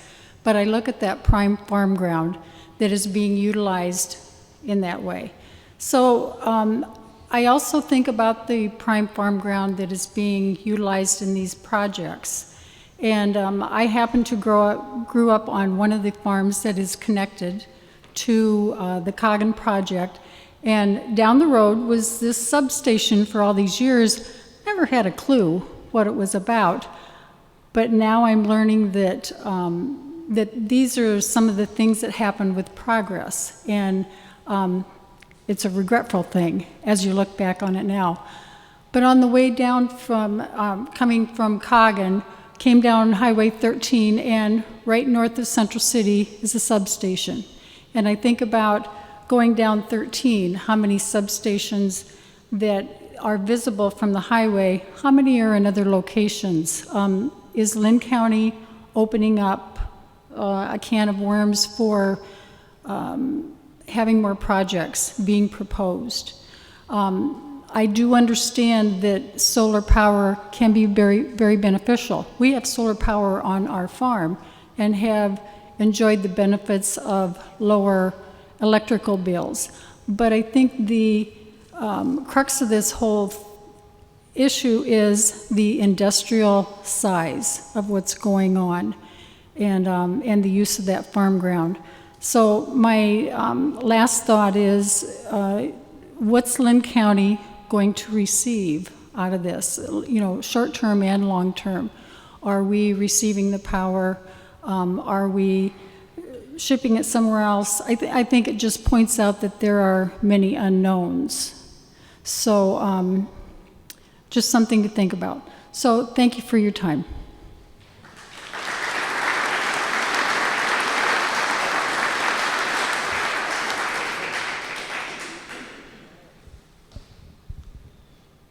Sorry, I'm going to get this wrong. Greg Blickow on... Blickel, sorry. It's on my shirt. Thank you, guys. Appreciate everything that you're doing here for us today. I've grown up in the area, Palo. No, I don't glow in the dark for my entire life. Clean energy. We've always benefited from the nuclear plant, plus having the lake there to cool it in case of an emergency. So my main thing is I have a property in Coggin. It's going to be just south of Clenera's proposed site. As you've said, that's where I want to build my dream home and my unicorn property that's so hard to find in the county. And I've worked for Grantwood AA for 26 years.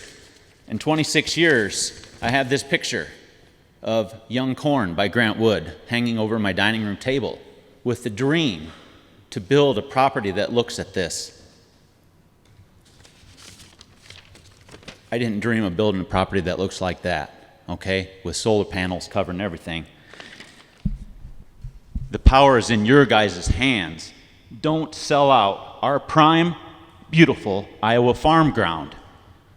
It's not worth the profit to go send that electricity to another state. It's in your hands. Don't lease out our ground.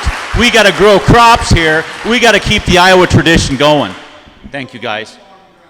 What's that? You don't own the farm ground. I own 25 acres of it. They can do what they want. That's right. Thank you.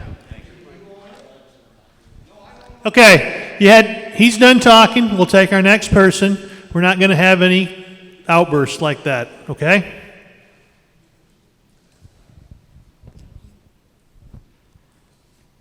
Roger Kelly.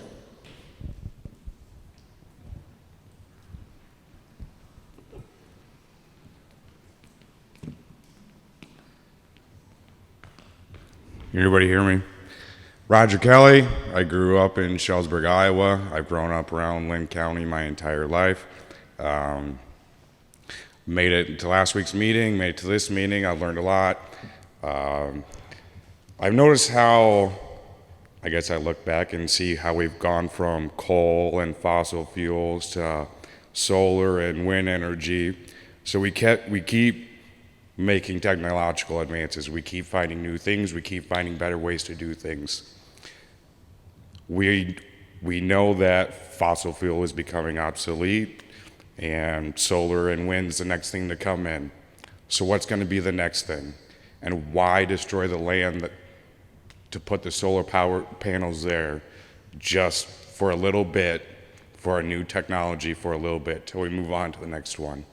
You know, you got your cell phones. We had computers back in the 80s, and where do those computers sit now? They're sitting over in third world countries destroying their land because of the recycling, supposable recycling that we do. But they get sent over to these countries and they destroy their land if they're not able to grow their food. Are we going to really do the same thing here in Iowa or the United States? Thank you.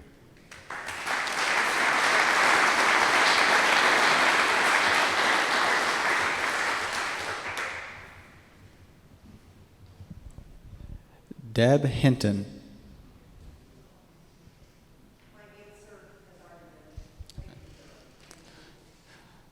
Marty Robinson.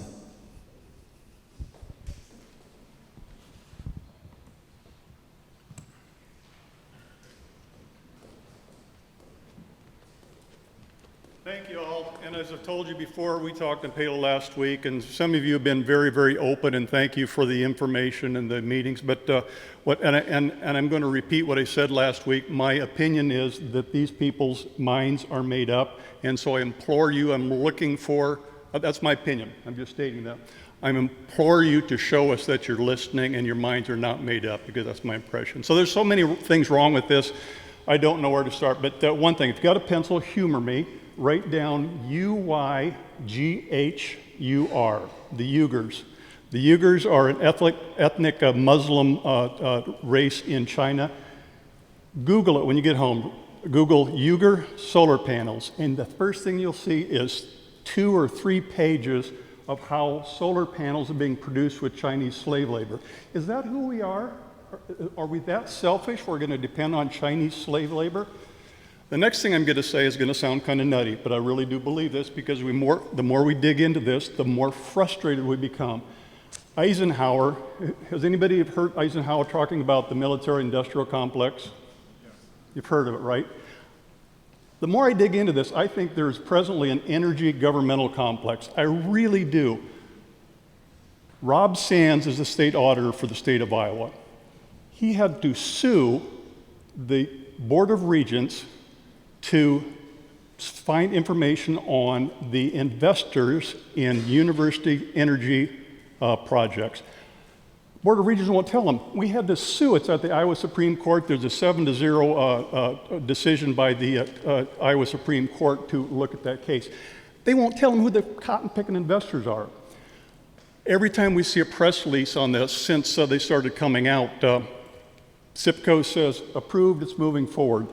Then we talk to you good folks, and I understand they say the approvals aren't done yet, but they keep saying they are. I really think these things are all baked, and I want all of you, if you're in favor, good. If you're not in favor of these, for whatever your reasons are, please communicate to your representatives.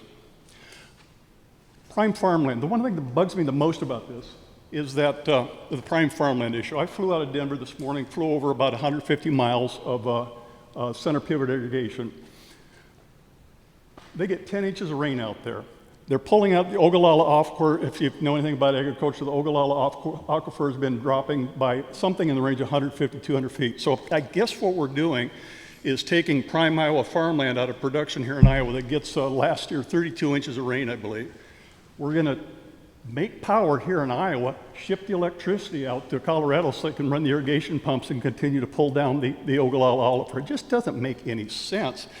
We have determined, I guess, at the zoning board that we're going to ignore this. The phrase was not detrimental agriculture use. It just bugs me.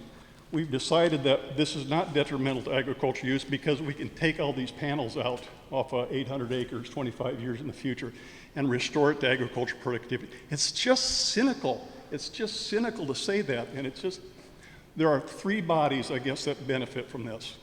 As far as I can say, SIPCO benefits, Clenera benefits because they're going to harvest tax credits, and I guess we get political pats on the back, I guess. Iowa does not need the energy. Ben, last week I challenged you that Iowa's energy exporter, and you said that was my opinion. According to the U.S. Energy Administration, Information Administration, sorry, I'm nervous, but I am wound up. Iowa has been a net energy exporter since 2008. It's a fact. Now, you said that's one person's opinion, that's my opinion, as well as the U.S. Energy Information Agency. So we don't need the energy here. There's so many better places to put this. Neighbors, yes, we believe in property values, but we also in Iowa believe in neighbors. So stand up, please. Okay, so here's the problem. Setback is 50 feet. Okay, it's about 50 feet. Okay, so about 6 foot tall, about the height of the fence. Put up your hands. There's 3 strands of cotton picking barbed wire. You're a neighbor, you're going to be this far away from a cyclone fence with 3 strands of barbed wire. You can sit down, thank you. Well, look over your head, about where that exit sign is. That's going to be the top of some of the panels when they're extended. Look out your window, and you're going to see, depending on your perspective, 1 to 1.5 miles of black. This far away. It's just so many better places to put this. This is an improper place to put it, and I implore you to listen to your constituency. Thank you.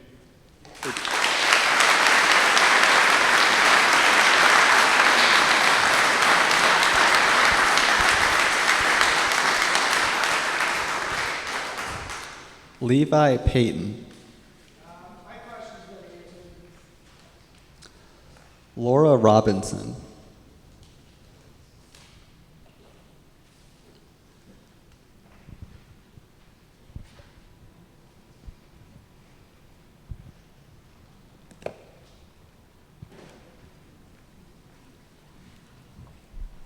My name's Laura Robinson. I live on 2094 Lynn Delaware Road in Coggin, and my farm is directly adjacent to the proposed industrial solar site.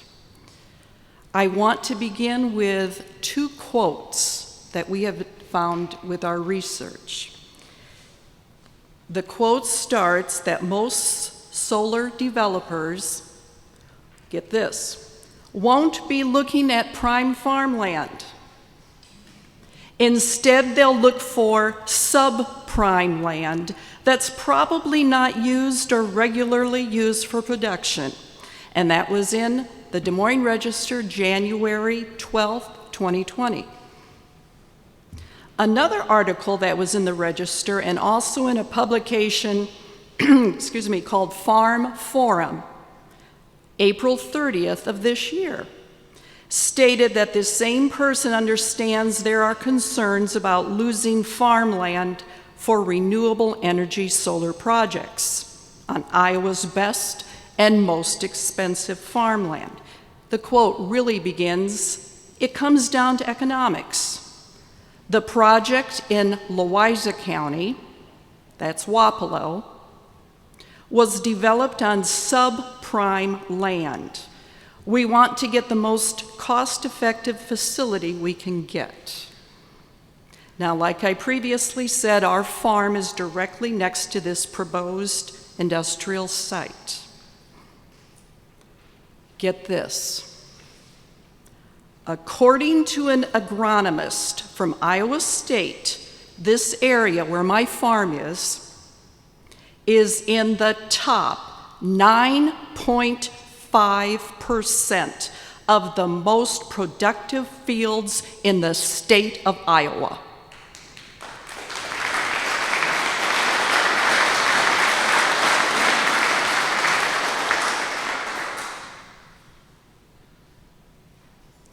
Clenera has stated that the land will return to its original state after the industrial site has been decommissioned. This is utterly impossible.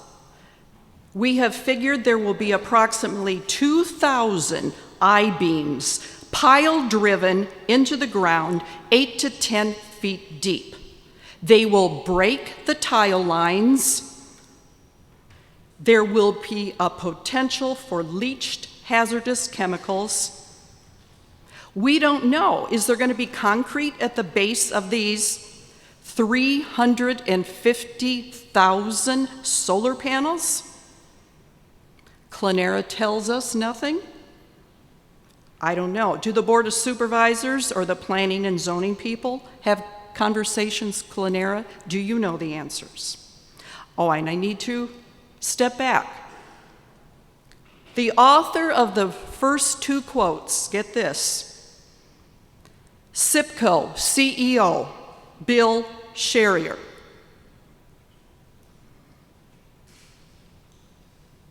He was on KCRG and KCCI TV stating that it was a done deal.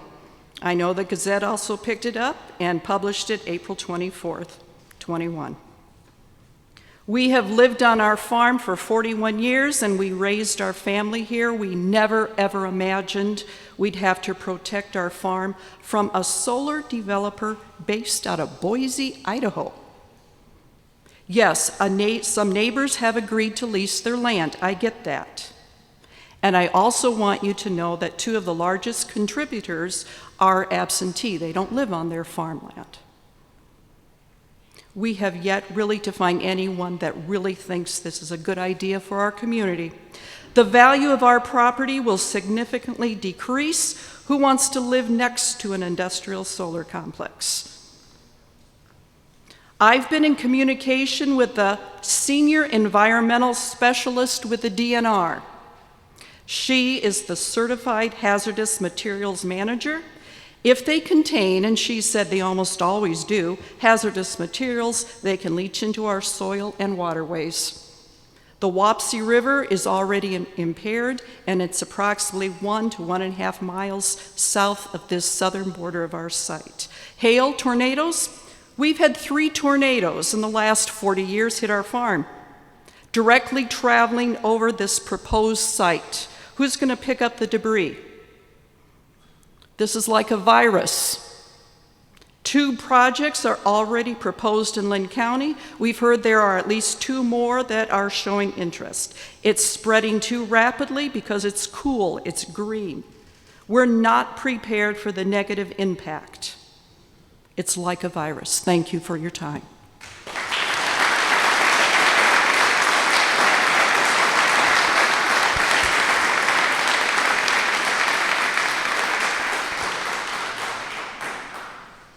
Tom Robinson.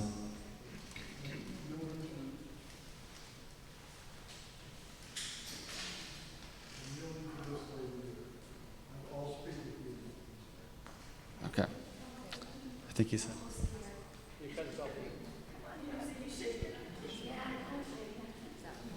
Are you Paula? No. Or just state your name and when you go to the mic. I'm Hazel Graham Romberg. My family came over here around 1826.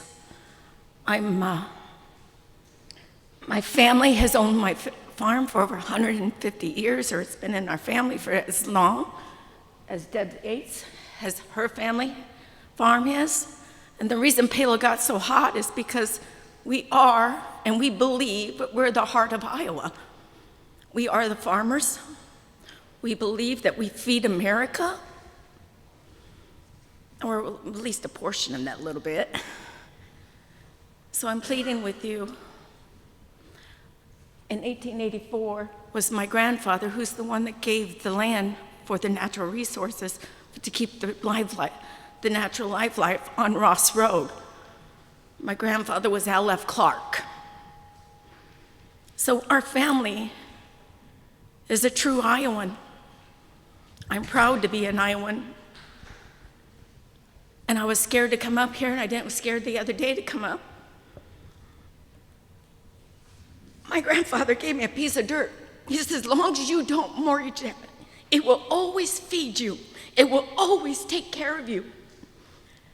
And yes, $900 looks damn good from solar panels, but it's not my grandfather. He would not wish that. I wouldn't wish that. We're farmers. We're somebody who gives and cares about what we make and do. I work at a grocery store for 43 years. I believe in feeding America. So please, I beg you to protect the Iowa farmer. Thank you. Thank you for your time.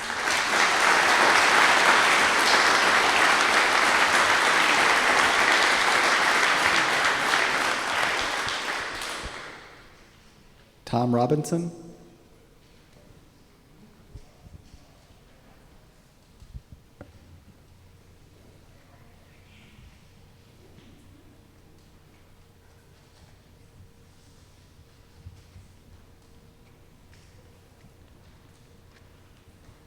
I am Tom Robinson. I'm from Coggan, Iowa. Live immediately adjacent to the substation that this proposed project would lead into. First thing I wanted to mention today is that I did stop at the SIPCO office off of Highway 13 here this morning and asked them if anybody was going to be here. And I said, I want you to understand that Bill Sharir, or however you correctly pronounce his name, I said he is going to get talked about. And the lady, there was 3 ladies in the office there, and all 3 of them said, what the heck are you talking about? I said, the solar project up in northern Linn County. And they said, we have no idea what you're talking about. And I said, well, 350,000 solar panels on 800 acres. She said, you've got to be kidding me. She said, I wouldn't want that either. And as I was driving out, I just stopped And I looked at that beautifully landscaped, beautifully manicured SIPCO office site. You know how many solar panels I saw there? Take a guess. You guessed it. You're right, Ben. Not one cotton picking solar panel. I thought that was a little bit ironic. Yesterday, trying to do some research for this deal, I called a company from Arizona that specializes in decommissioning solar projects. They do consulting work as well as actual deconstruction of solar projects. And this guy, he said, we're proud members of the Solar Energy Industry Association. And he was an interesting guy. And he said, tell me, what are you doing? I said, just so you know, I'm against this project, this solar project being developed there in northern Linn County. And he was unbelievably helpful. Also, he started out, he said, here's some sites you need to look at. He said, you need to look at what he called the RCRA. It's the Resource Conservation and Recovery Act. It's maintained by the EPA. And he said, first thing, just Google RCRA 8. So I did. When we got all done, I just RCRA 8. And it listed the chemicals that are found typically in solar panels: lead, cadmium, arsenic, barium, chromium, mercury, selenium, and silver. And he said, this is an EPA website for cleaning up hazardous waste. And this is from him. He said, you can quote me on this. He said, if you guys want this guy's contact information when we're done, I'll be more than happy to pass it on. But he said, you can quote me on this. He said, in the solar energy business, he said, RCRA is seldom followed sufficiently. The second thing he said was SDS sheets should be available. Most are very inaccurate. The third thing he told me is, quote, seldom are solar panels tested correctly for hazardous waste. The next thing he said you can quote me on, in the decommissioning process, he said costs are vastly underestimated, typically from 3x to 10x. He said, I'll bet I know what's going to happen. They're going to bring in some engineering firm. And he said, they're going to give a number. He said, I will guarantee you that it'll be 3 to 10 times higher. He said, don't forget that. He said, someday there is going to be a very steep price to pay for the solar industry. He says, because we're dirty. That's what he told me. He said, hazardous waste disposal is horribly expensive. He said, if you have 100,000 solar panels, he said, most people, because they don't test it correctly, he said, if they do find hazardous waste, it has to go to a hazardous waste website. You know how they do it? They encase it. He said, we lay a layer of concrete down, lay the panels on top of them, and we encase it in concrete. He said, that is the correct way to do that. He said, another thing to keep in mind, he said,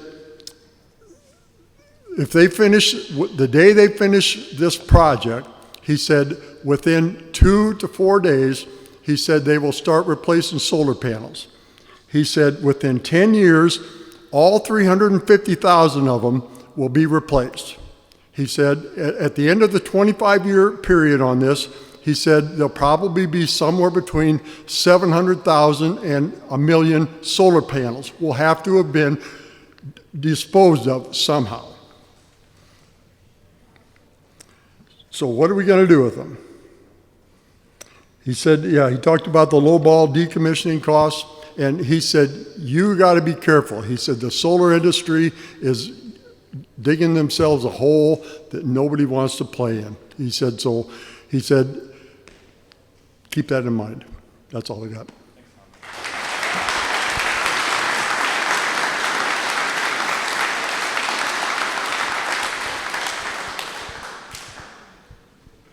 Paula Rolinda Robinson, sorry.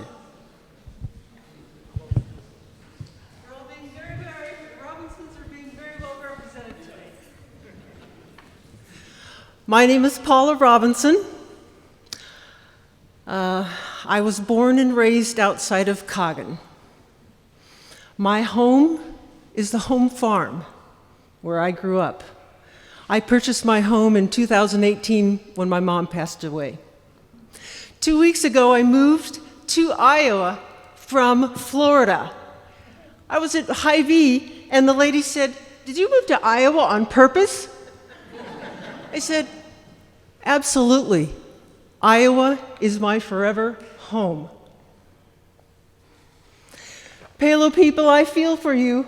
I wouldn't want solar panels in my backyard. I feel for you. These solar panels are going to be in my front yard, just across the road. 800 acres of solar panels. So I have spent the last 2 weeks looking outside my front window and my front door, enjoying the view. Sloping Iowa soil, farmlands, farmsteads in the distance, and occasional deer loping by in the wintertime. But that could soon be all gone and replaced with barbed wire fences, glaring solar panels, cold steel poles.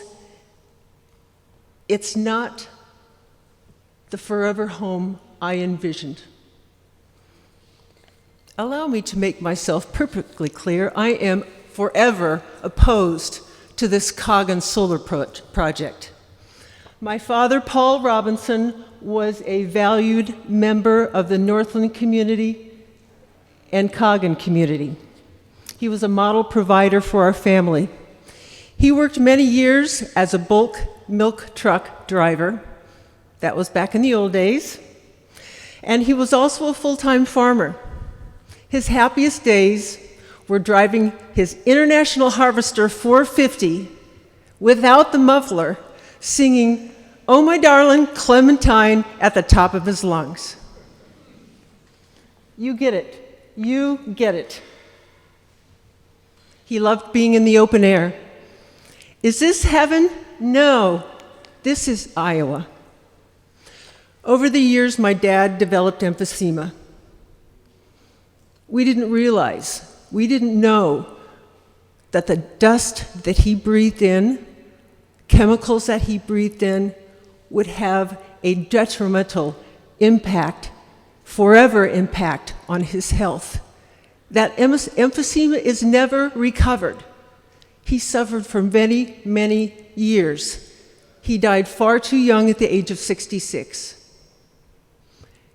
25 years later, we want to do solar farms.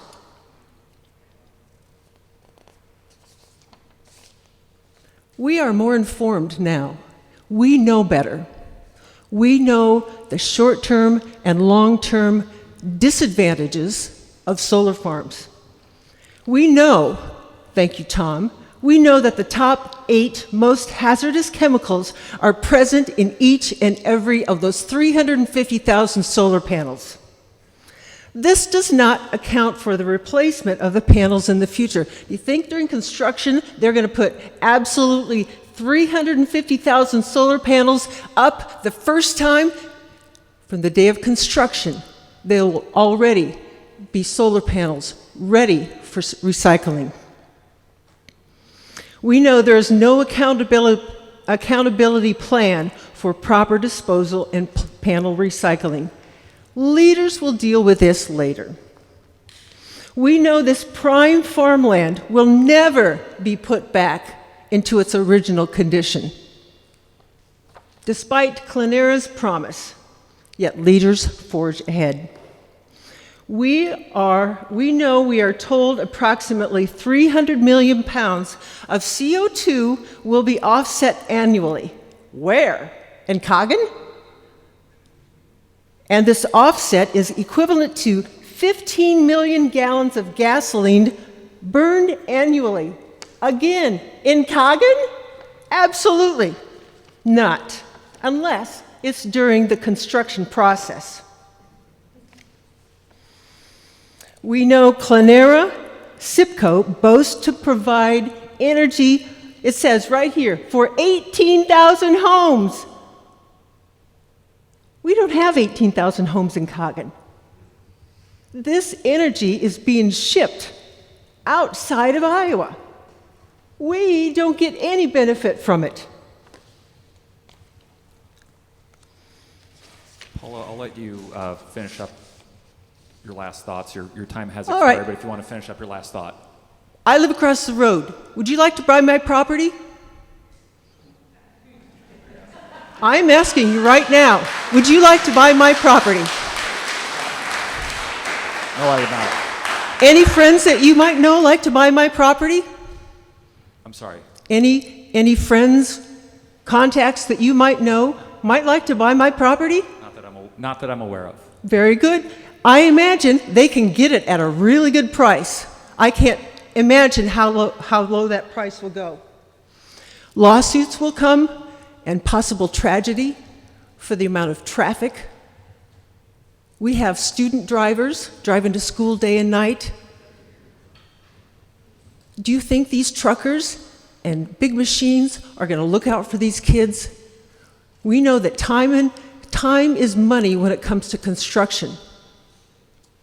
Who's going to lose in that one? I'm going to keep going. Your time has, everyone else has followed the rules too, Paula. Yes, one moment, your time, please. no, I'm sorry, your time has expired expired. This flyer, yes ma'am, this flyer says Clenera will operate during daylight hours and on sunny days. Who puts that in a promotional flyer? It's ridiculous. And this is the company that you're dealing with. They are bottom feeders. And you and we are all going to pay. Yes, landowners have their rights, but they also have a responsibility as well. Thank you. Thank you, Paula.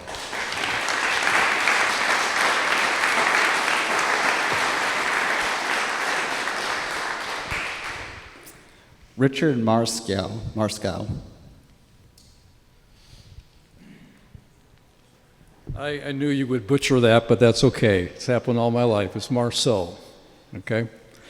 A longtime resident of Troy Mills since 1991, coached some of these kids from these families and enjoy the area immensely.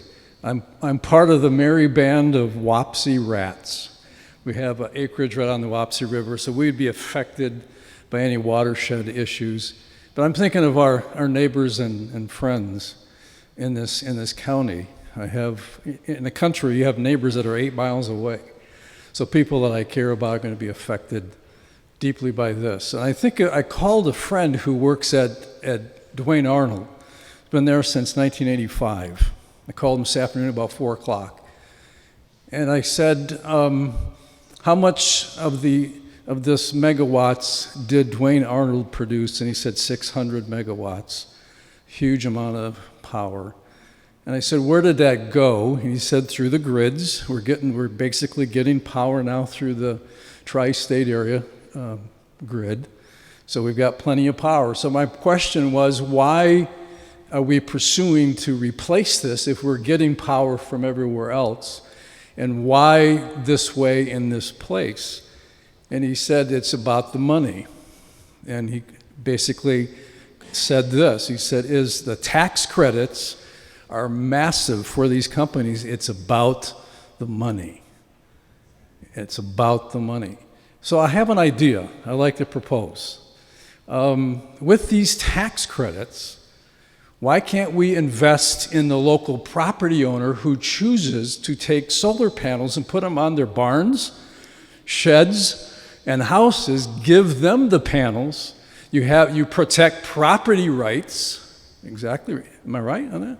You protect the right of the landowner, then they can have the excess power to sell to the grid, and they make money by doing that, and we get to share this wonderful Iowa sunshine power all over the tri-state area. Would that fly? Is that even been considered about how we can gain some of those tax credits? No, but we will certainly explore it, Richard. That's a really fantastic idea. I don't know how doable that is, but it's not going to go unnoticed. Yeah, I'll just make one comment on that. So the tax credits for the solar panels are from the federal and state government. We don't have any local Linn County tax incentives for solar panels, but I do think that's a good idea. We could figure out how to do that. It'd be great for us to have that instead of these big companies. It would really truly be Iowa-grown sunshine. Thank you.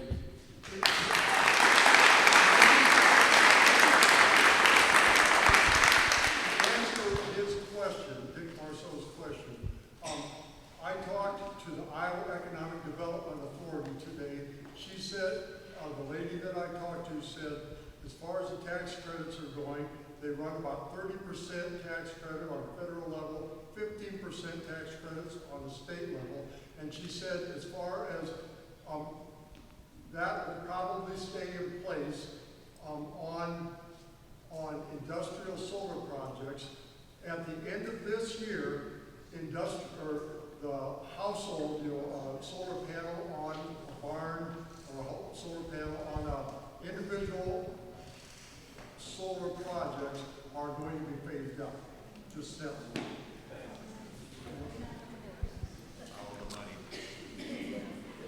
Steve Quait? Steve on Robinson Road. Yeah, that's me. Most of my questions have been answered, so thank you for your time.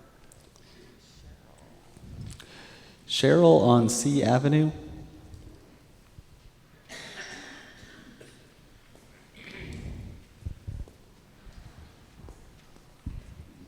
Hello. I don't actually have farmland, and I don't even have solar, although I wish I had solar.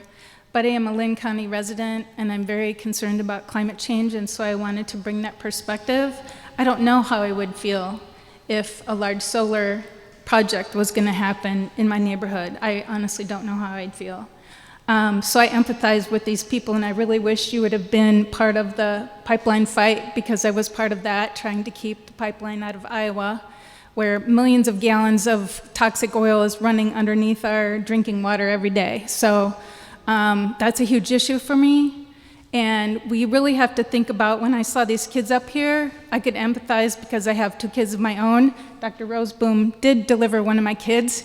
It was so long ago, I can't remember which one, if it was my first or my second. But anyway, I'm here because I'm very concerned about our climate. And I applaud the Board of Supervisors for putting together a comprehensive plan to address it. I'm very happy about that. I'm happy that Cedar Rapids then took notice and did the same and unanimously approved that same resolution. I know it's a scary thing to have change. I know that if you grew up and your family, your farm was passed down for generations, to have that disturbed would be terrible. Both of my parents grew up on farms. We're having a reunion on my grandma's old farm where they turned it into a wetland and preserved it forever. So I empathize again with all of these people, and yet I'm so concerned about climate that I've joined a couple different environmental groups. I've started a couple of my own. And I work for Kirkwood Community College for a place called Workplace Learning Connection, and we work with young people, middle and high school students, and connect them with jobs. I know that there would be a lot of jobs involved with this. I know that the students that come to us are very concerned about climate change. They understand the science that's happening right now, and they understand we need alternatives to our energy sources, or we are in big trouble. I mean, when you look at the flood and the derecho, it's huge. Billions of dollars have been spent. When we're talking about dollars being spent, billions of dollars have been spent in our community to just try and recover. My roof right now needs to be replaced. Can't find a contractor that has the time to do it. I mean, and that's a little thing. I have a little patch. Some people were devastated. So we have to find solutions. And my hope tonight, and I thank you all for being here and listening, my hope tonight is that people will truly listen to the facts of what's being presented. My understanding is a proposal hasn't even been made yet, and already there's been blockades put up. We have a nuclear site that is being decommissioned. What would go in next to it? I thought solar would be a perfect solution. You know, it's not going to hurt the solar to have any kind of nuclear waste in the area, you know, and then the ground underneath can be turned into prairie, and that's what Iowa land was before. That's what created the great soil that we have. So personally, I would love to see a large solar project. I don't know, again, I don't know if I was a property owner, if I would be happy with it across my land. But I just hope that everyone brings the temperature down a little bit and really, it sounds like a lot of people have done their research. I think that's great. Continue to do your research. But please, we have to find solutions to our issues because we are not going to survive an extended period of time. It's just not sustainable the way we are living right now with our energy sources. So thank you very much.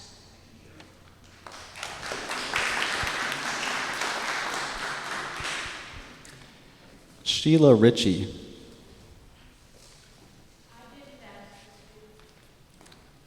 Oh, sorry. So we have reached the end of our in-person sign-up sheet. I did receive a few questions and comments by email that I will go over, and then we'll open it up if there were questions or comments that people wanted to make, just for general questions and comments after this. So the first one looks like a comment. Could Linn County and cities within simply adopt a moratorium on solar and wind? Our technology is not to the point of being green. Currently, the only green solution is nuclear. Residential solar and wind is the only reasonable use of the technology at this point. Iowa should be a leader in proven clean energy and work toward a self-sustaining state. Getting into business with a company like NextEra will have endless issues for all Iowans. I'm trying to be brief. Thank you for your time. And then, can we verify manufacturers are not using forced labor manufacturing facilities? Examples of issues with solar farms, of solar companies using forced labor. Thank you, Colton. So that was one of the comments. Second comment from Ruth Balster. So glad you made this a public meeting. It is our family farm that will be a big part of the Coggin project. I grew up on that farm, and I think it is a great project. However, someone needs to ask these people whether they would rather have a solar farm or a chicken or pig confinement farm next to them. Thank you.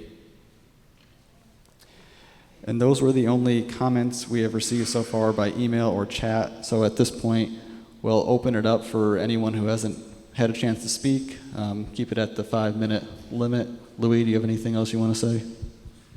No, is there anyone else that'd like to speak? Okay. Then you're after him. You have to state your name. Come on forward, state your name.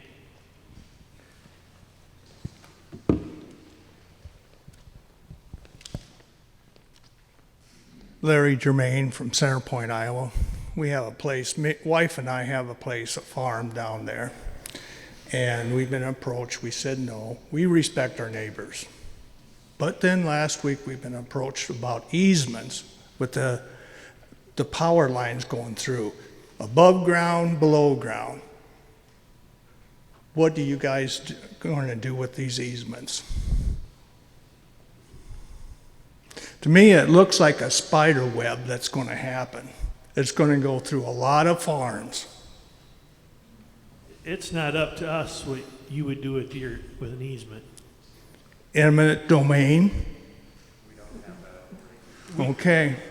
I know you don't. But like I say, really think about this, because a lot of people in our area, there might be a farmer over here that puts it in, one clear over here. These easements are going to be a nasty thing. And here's what they did. Wrote it out. That's the contract. If you want to talk about the easements, let's hear it. We don't have any decision over easements between private property owners and other companies. Transmission lines would be a part of the overall site plan for our project, but we don't have any part in negotiating easements or having a say in how easements are done. Ma'am?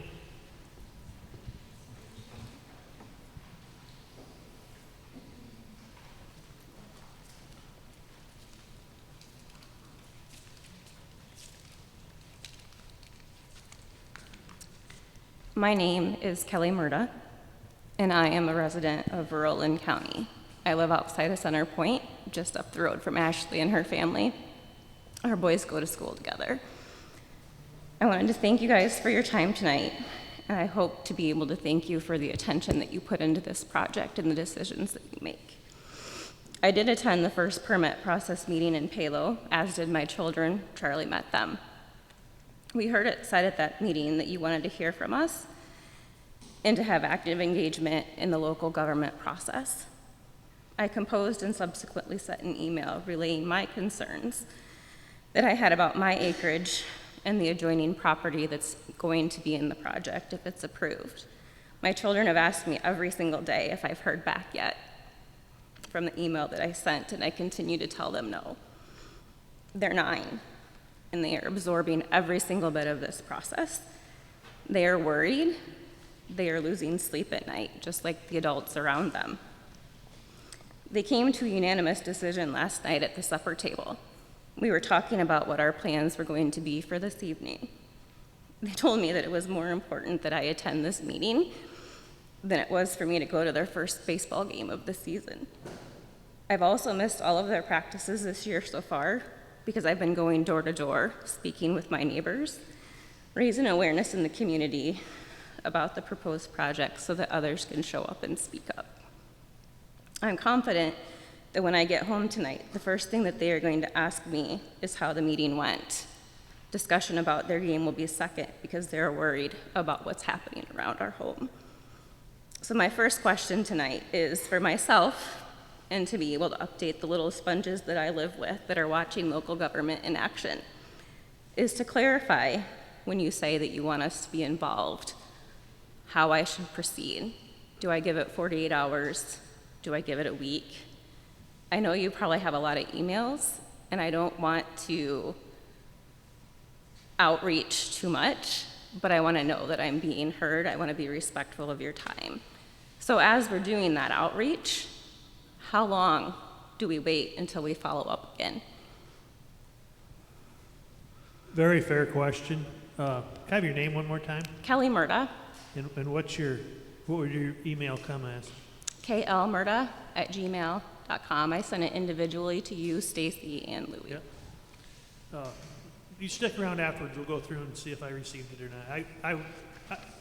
I've tried to return every email I've gotten. I know I've missed a few. We've gotten a lot of them. I completely appreciate that. I'm looking for guidance on when I follow up. You know, is it 48 hours? Is it a week? Like, what would be a fair expectation? Because I have more emails coming. I just want to know. You go ahead and send them. We'll look at them. But when I don't hear something, is it 48 hours? Is it a week? What's a fair amount of time to be respectful of your time? 48 hours. Perfect. That'd be fine. So the email that I sent last week was about an existing 20-foot easement that's 60 feet off the deck of my house. When I bought my home in late 2019, an egress easement was in place to allow field access in the spring and fall to the farmers that are planting and harvesting the crops around my home. No big deal. I'm a farm girl, born and raised. That kind of easement didn't cause pause when we signed the contract at all.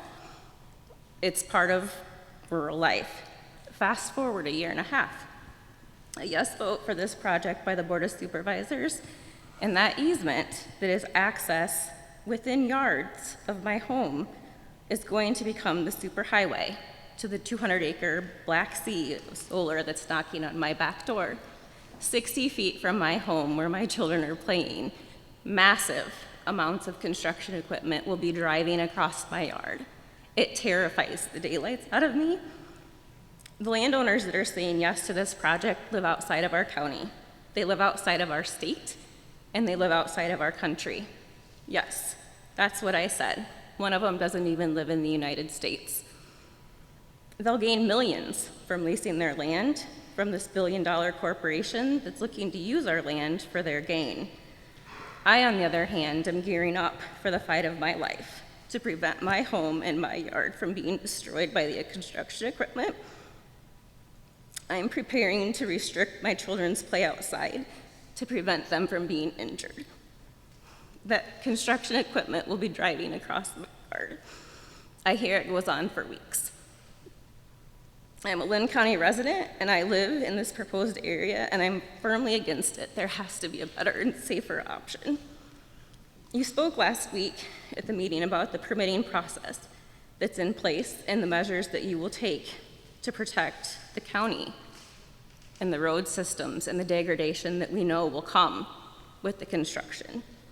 My question to the board is what safeguards will be considered for those of us who own homes on adjoining properties?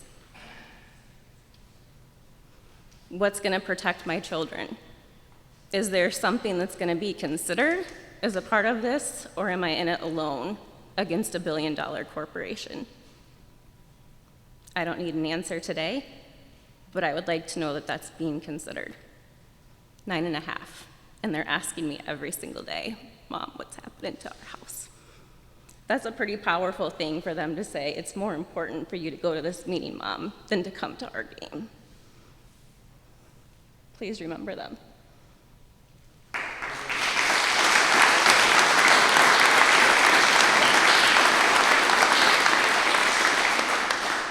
Is there anyone else that would like the opportunity to speak? Seeing no one else, we're going to adjourn the meeting of Linn County Supervisors at 8:36. I think I'll stick around. I think Ben will if you want to talk to us, and it's up to you, Charlie. But we'll be glad to stick around. And thank you all for coming. I hope you found the meetings beneficial.